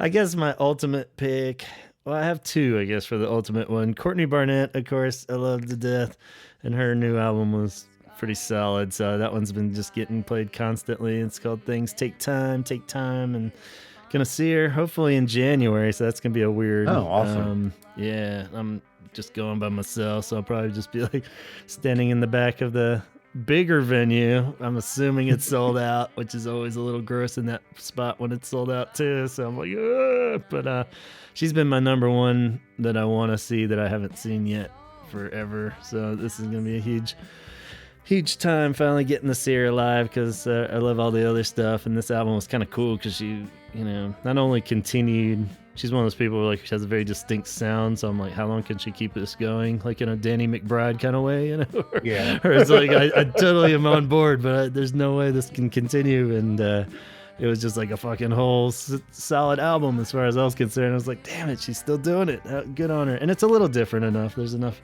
kind of slight changes in some of the production and stuff where it doesn't sound quite like the other ones.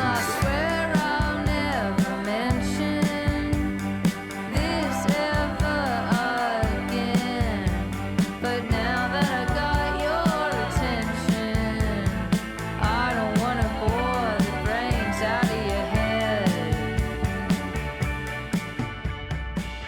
love that one, but I've actually been listening to one more, and both of these aren't, I expect Cure fans to be crazy about these for the most part. This kind of caters to my Lemonhead pop sensibility more. But is this feller named Ben Queller, and I've liked him since he was like a wee little boy in the 90s. He was in this band called Radish, and has just put out a bunch of cool solo albums forever.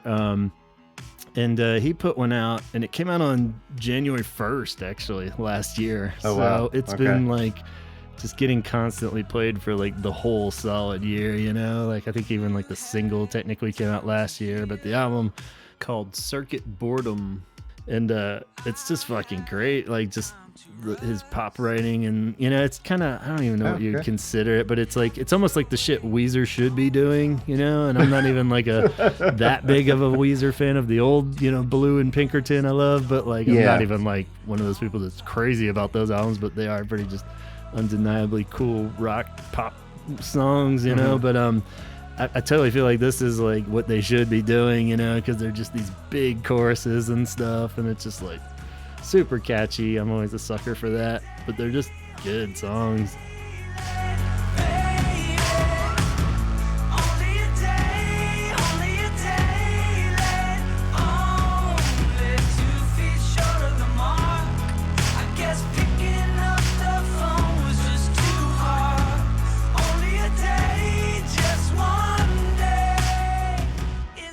Yeah, so I have to give it to him, I think, technically for the most plays this year. But and then honorable mentions, I guess, MIDI Memory has a really cool album that I only know about through Jeff Hilton, one of our listeners and Patreon guys who got me into Cathedral Bells, and it's the guy from that band, apparently.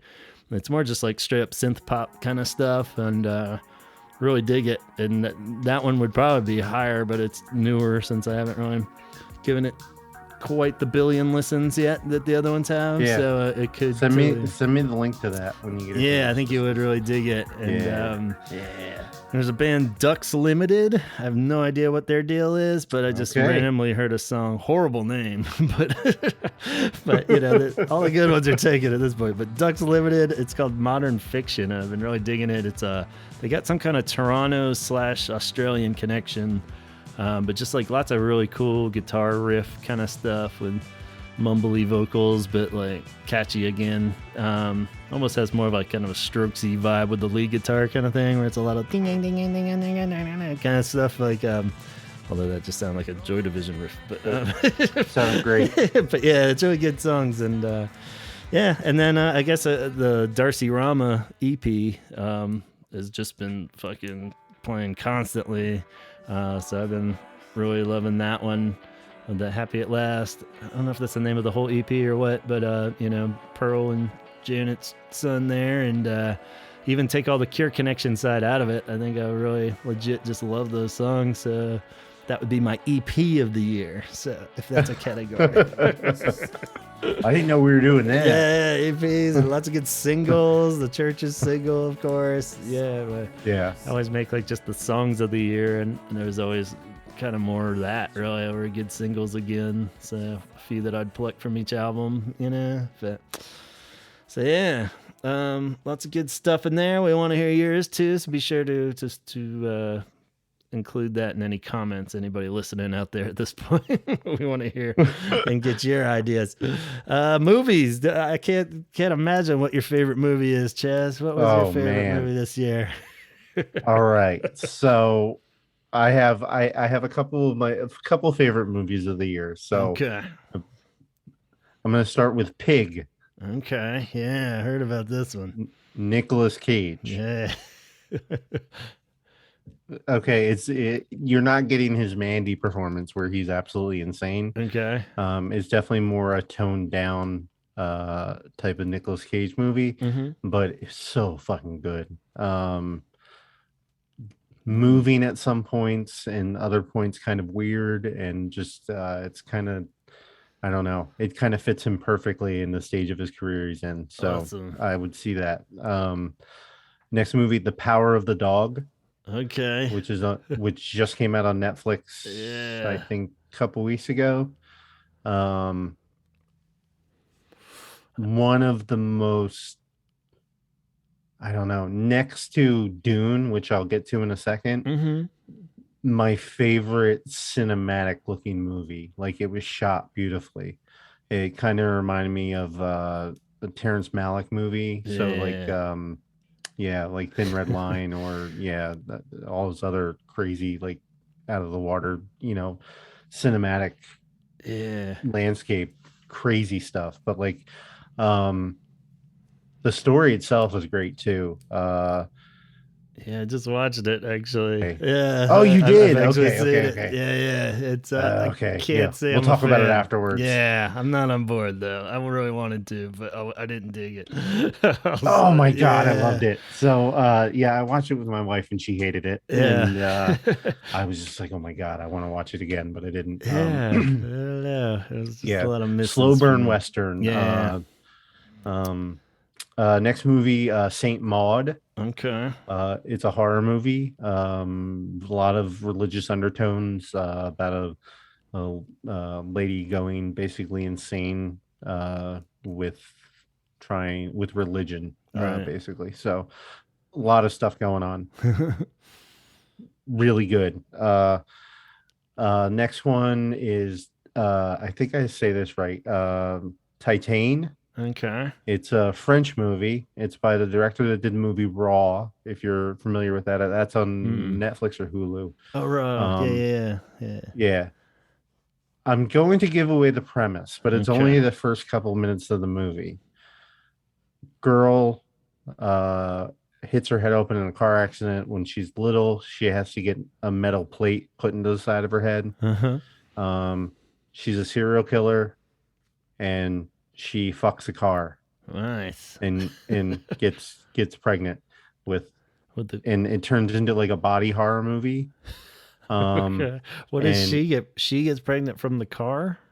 yes, Okay. um, it's completely insane. It's a crazy movie.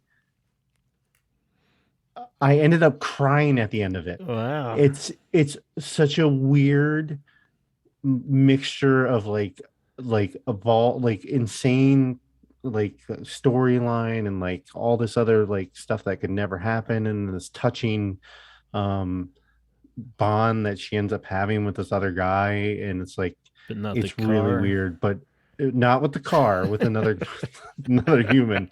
There's another car scene in it that's very disturbing.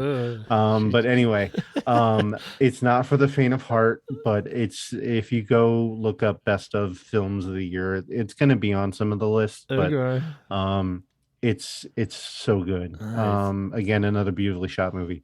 And then favorite movie of the year is Dune. Yay. So That would have been so sad if that wasn't your number one. yeah, So, I've watched it I think 6 times so far.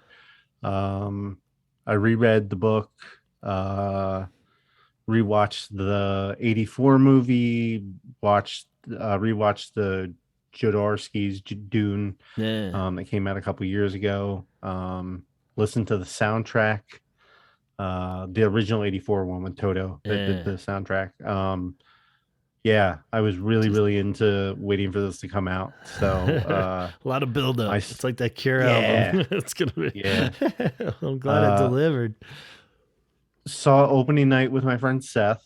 Um Almost thought about getting really, really high before seeing it, but then I didn't want to ruin Yeah. any of the experience, so we didn't. But yeah, I was blown away. There's some stuff I didn't like, but for, I'd probably say 98% of the movie, I would give it a thumbs up. Yeah. So I know Awesome. people were complaining it was slow, Yeah.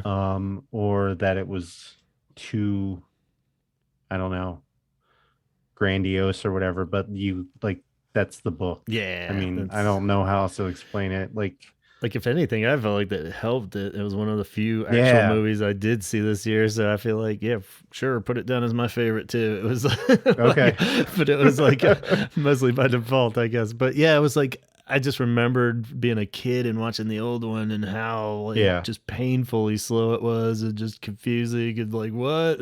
So like I feel like I went into this one like going, it's gonna be so slow. This is gonna be, don't Yeah. expect Star Wars, action shit, but at the same time it was like it didn't, seem that bad at all. This time I was like kind of embracing it, and like, just all the cool little weird textures of everything was Yeah. very, very cool and visually just mind blowing, where you didn't really need to have explosions going off every 5 seconds for it to be entertaining, so yeah. Yeah, and it's amazing that like it wasn't shot in a sound stage in LA. Yeah. It was most of it was shot on location in deserts, and natural lighting and everything was used. And um, yeah, I'm a big fan of how big it was because that's what the book is. Yeah. And there was some stuff that they had to, of course, you got to kind of hold the hand of the people that haven't read the book or even seen the older movie. So, Right. but at the same time, you kind of try to stay true to your fans. Mm-hmm. And I thought they did a good job of doing both. Cool. So yeah, I know before I watched it with my wife and kids, I said, okay, here's some terms that you have to understand before we start watching the movie. So you don't ask me, what is a Chris knife? Yeah. And I'm just like, yeah. So, but I think there's enough information out there online today that you can, in enough articles that I saw, Yeah. of like, these are the things you need to understand Just before go watching into it. Dune, or, Yeah. and so yeah.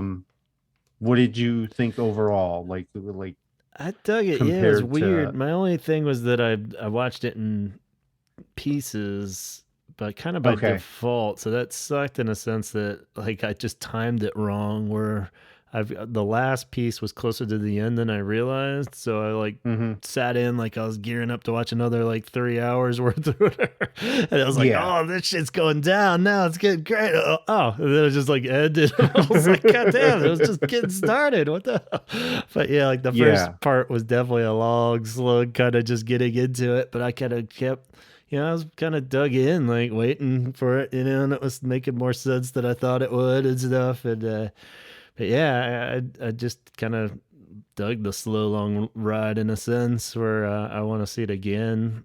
That's kind of my other thing, and that's always a good feeling when you feel like, yeah, I think I could catch a little bit more and appreciate it a bit more if I Yeah. watched it again. So yeah. I think that's what I did the last couple times I've watched, because I only saw it in theater once. Yeah. I wanted to see it in IMAX, but I didn't have a chance. And the rest of the times have been on our TV.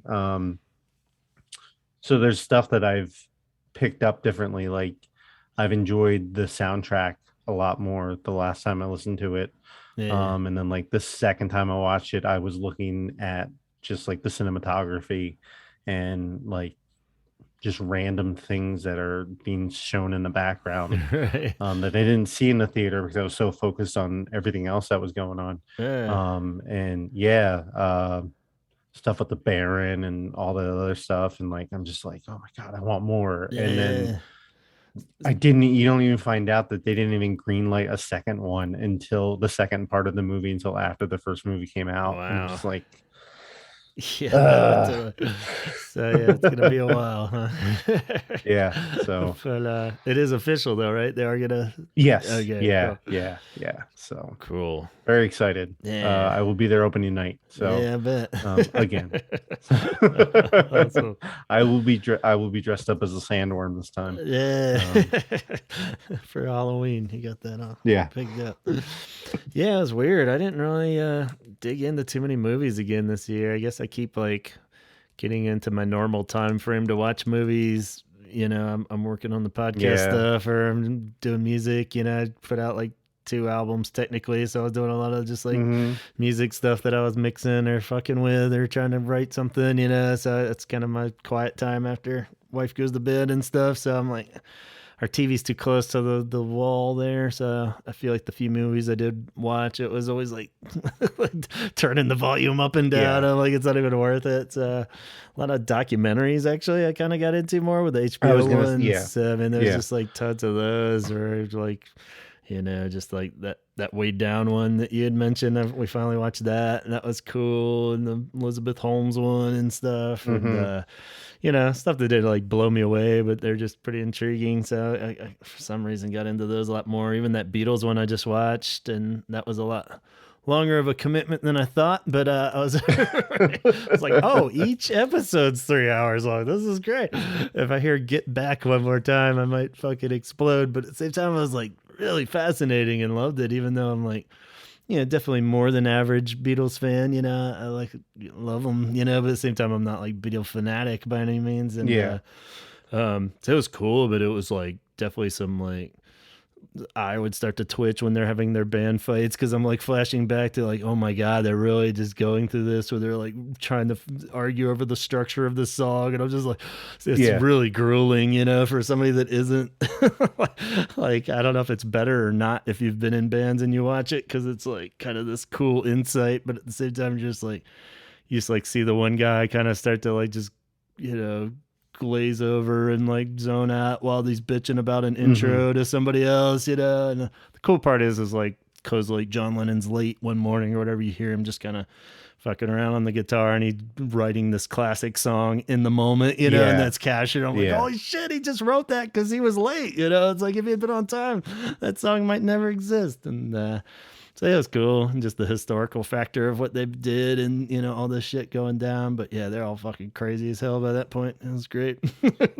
Yoko's just like sitting next to him through the whole thing, like they're like rehearsing, and she's just like sitting there. I was like, that's gotta be so weird, dude. Like, just give him some space. And George Harrison has like these shaman guys, just Harry Krishna sitting in the corner.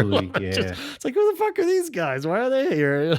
So everyone's just doing their thing at that point. But the only thing I have against that is like, how much more Beatles stuff do we need? Yeah. And it's also like, I can think of 1,000 other albums I'd really want to see a documentary about being made. Yeah. Because like, if this was like their first album or even second album, like where they're scrounging up material, but like at this point, they're like the biggest band in like the world. Yeah.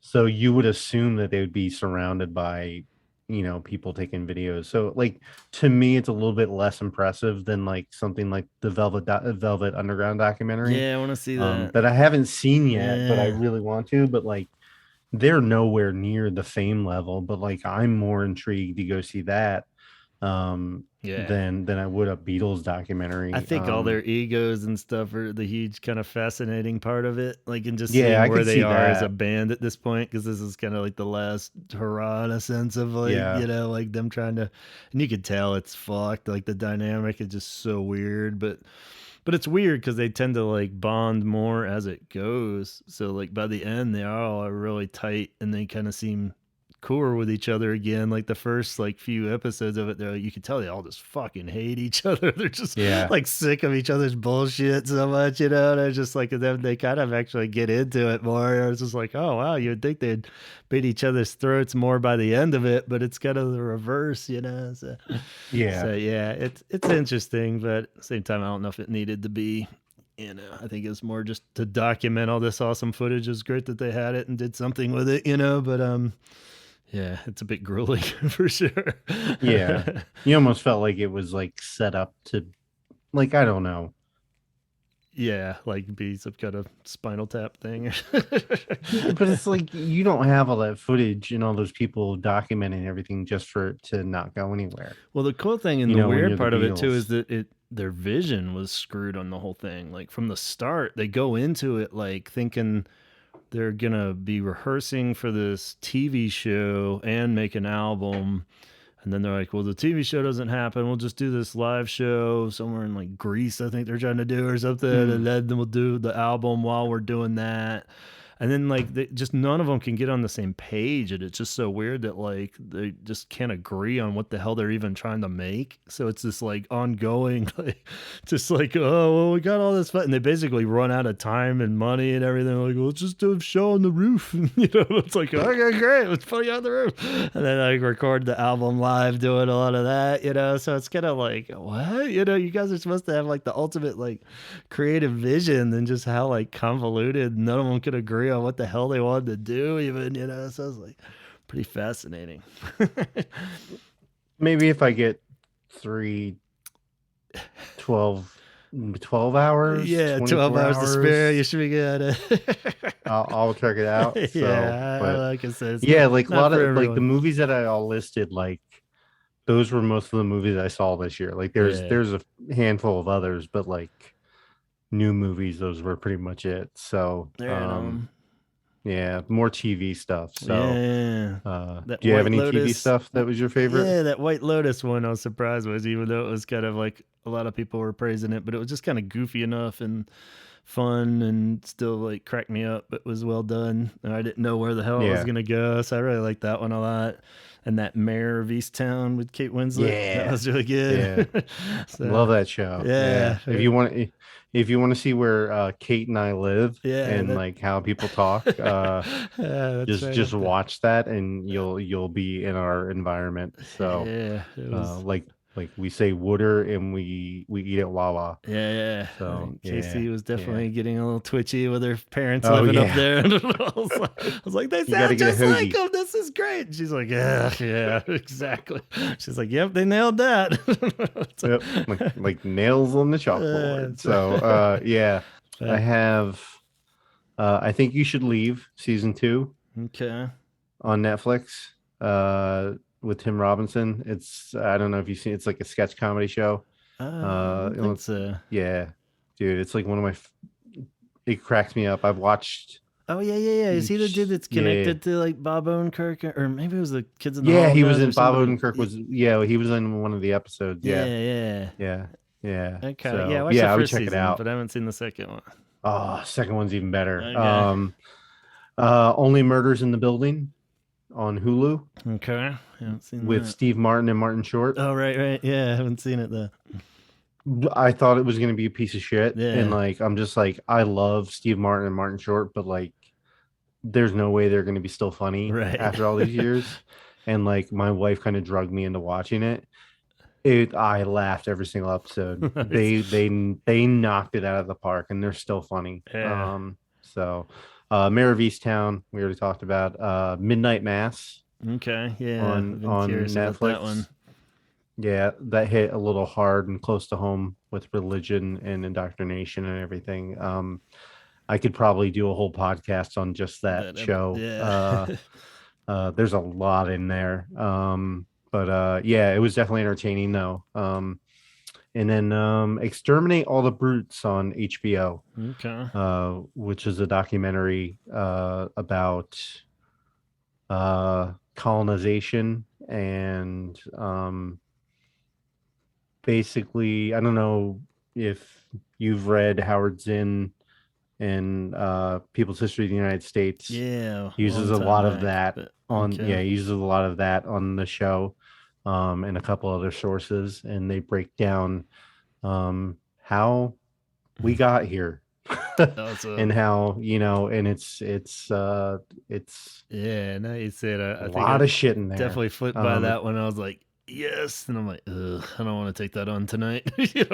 Like one of those ones you definitely Yeah. need to be in the right mood for. I'm like, this is not gonna make me feel good. Yeah, it's a very heavy subject matter, but it's something that I think everybody should watch. Yeah, And I think it's something that every kid at a certain age should watch. I'm not saying Henson should dive yeah, into it, but like, maybe my son, maybe next year or something, should yeah, watch it. Definitely a lot of historical stuff in there. From what I understand of the subject, it's pretty accurate. yeah, So it's hard to watch, but it's definitely thumbs up. And other two things really quick. I know you mentioned The Way Down. yeah. Also on Netflix, Pray Away.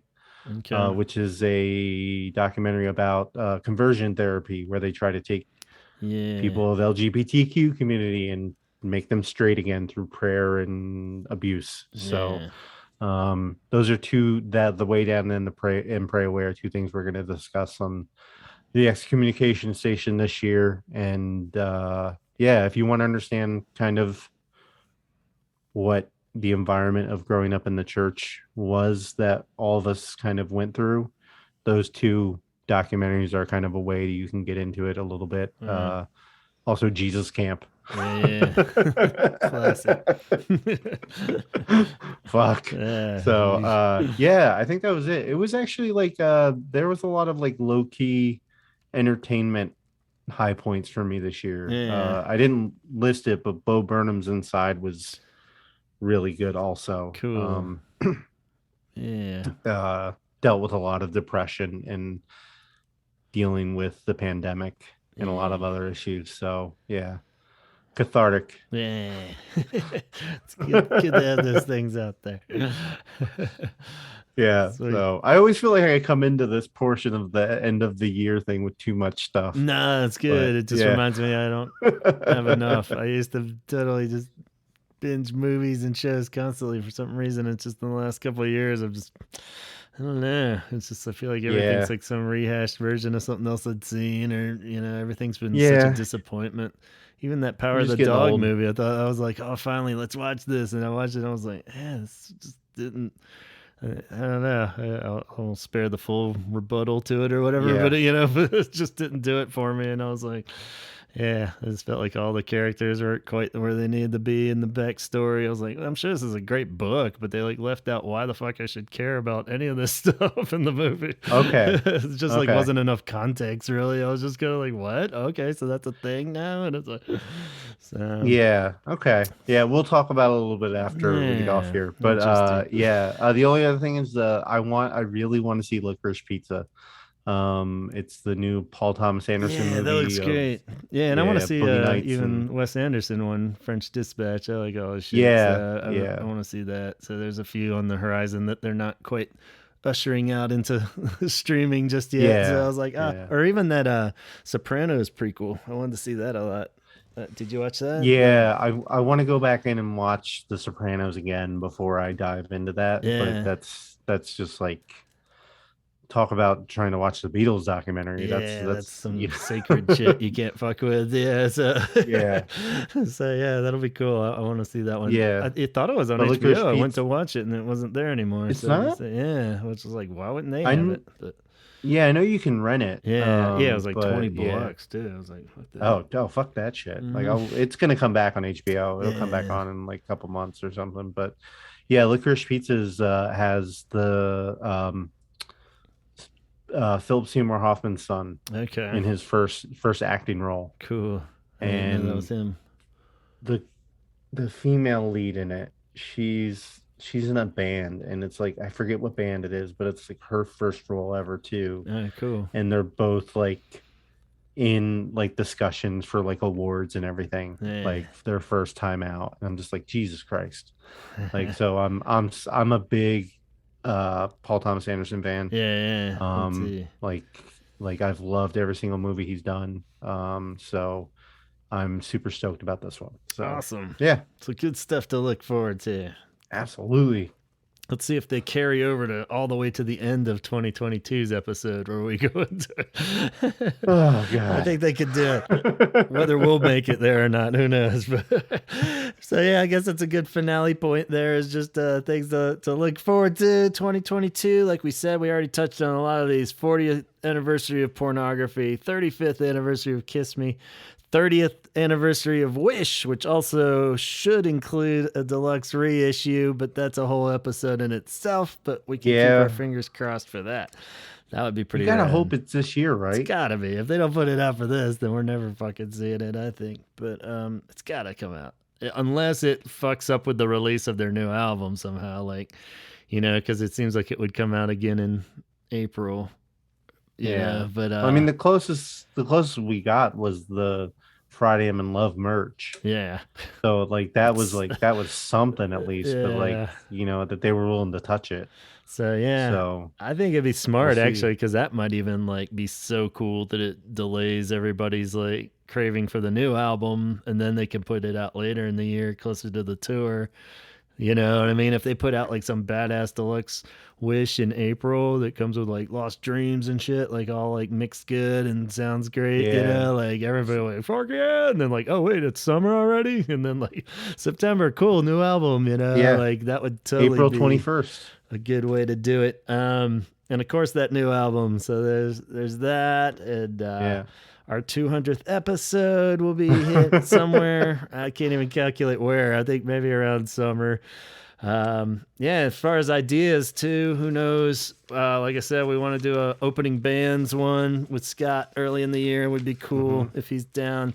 You had a cool idea of Cure images in film, like Yes. not necessarily even using their music, but just moments where the Cure is in the background on a poster and stuff. So we're definitely going to need the listeners' help at that one, because we'll have to rewatch every movie ever made.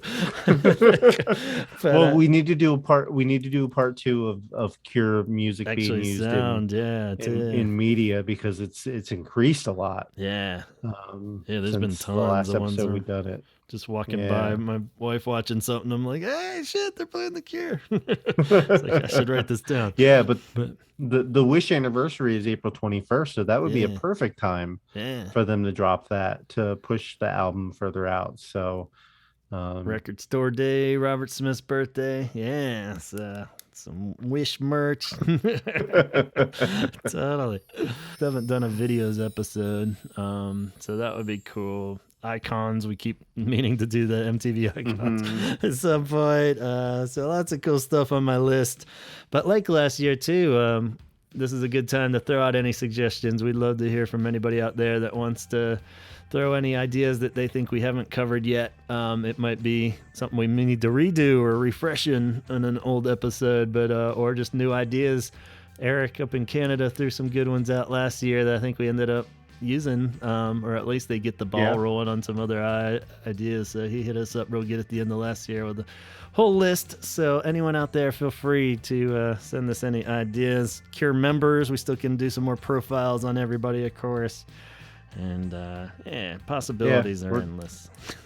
we're up for everything. I think we discussed one point in time doing a Cure screenplay, and like just, I think so. Fucking around, like, because we didn't have any content to think about. Why don't I do our that? Cure movies episode. Well, I had your boy Timothy there from Dune playing Simon, right? Wasn't he going to be your Simon Gallup? And then my wife KC's been watching Sex Education, which does look like a really good series. I need to watch that too. And that was the guy I was gonna have play a young Robert Asha Buttercups or whatever his name is, Butterfield or something. But he's a Butterfield. I still think I walk by. Maybe the nose isn't quite right, but he kind of looks young Robert enough. If he blew up his hair and stuff, I was like, I'd still buy that still.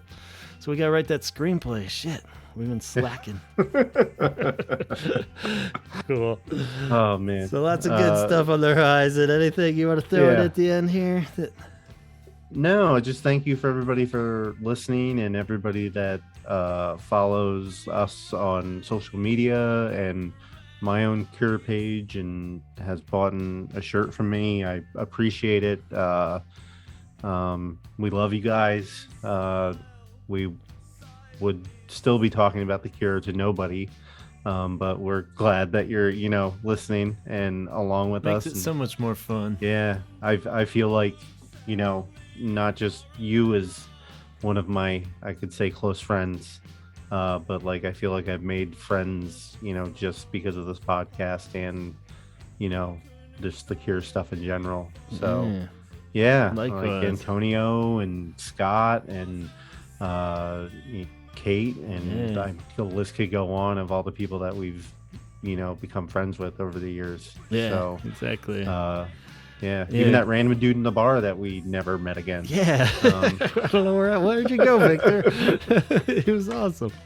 So yeah, I hope I didn't offend him somewhere along the way, but yeah, hopefully he's still listening out there. But yeah, that's a huge perk and idea of this tour, even if it is in 2023 at this point. Yeah. But very much like you're saying, just look forward to seeing all those, guys and gals that you mentioned and beyond, because it'll be so much more fun to even just randomly have a quick hello in the parking lot as we're walking in, even, but otherwise we'll make a big deal out of it. That'll be fun. So yeah, can't agree with you more, Chaz, and thank you for putting it off for another year with us here, and and I'm sure Donald would send his love too.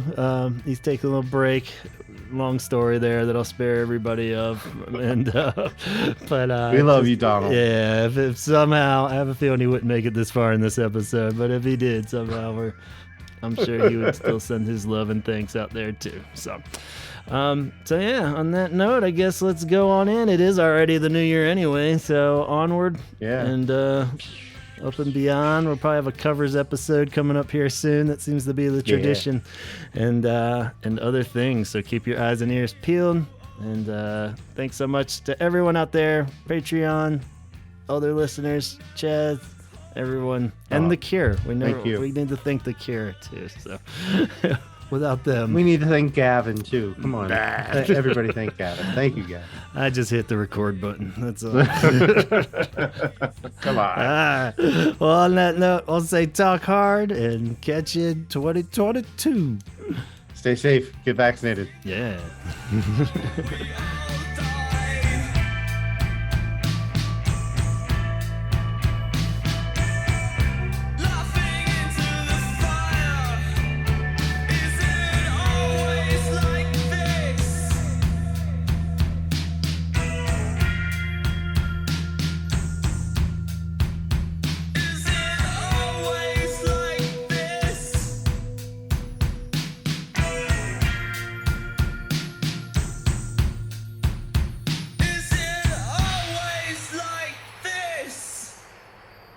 Hello, this is Jason Cooper. You're listening to the Holy Air Podcast.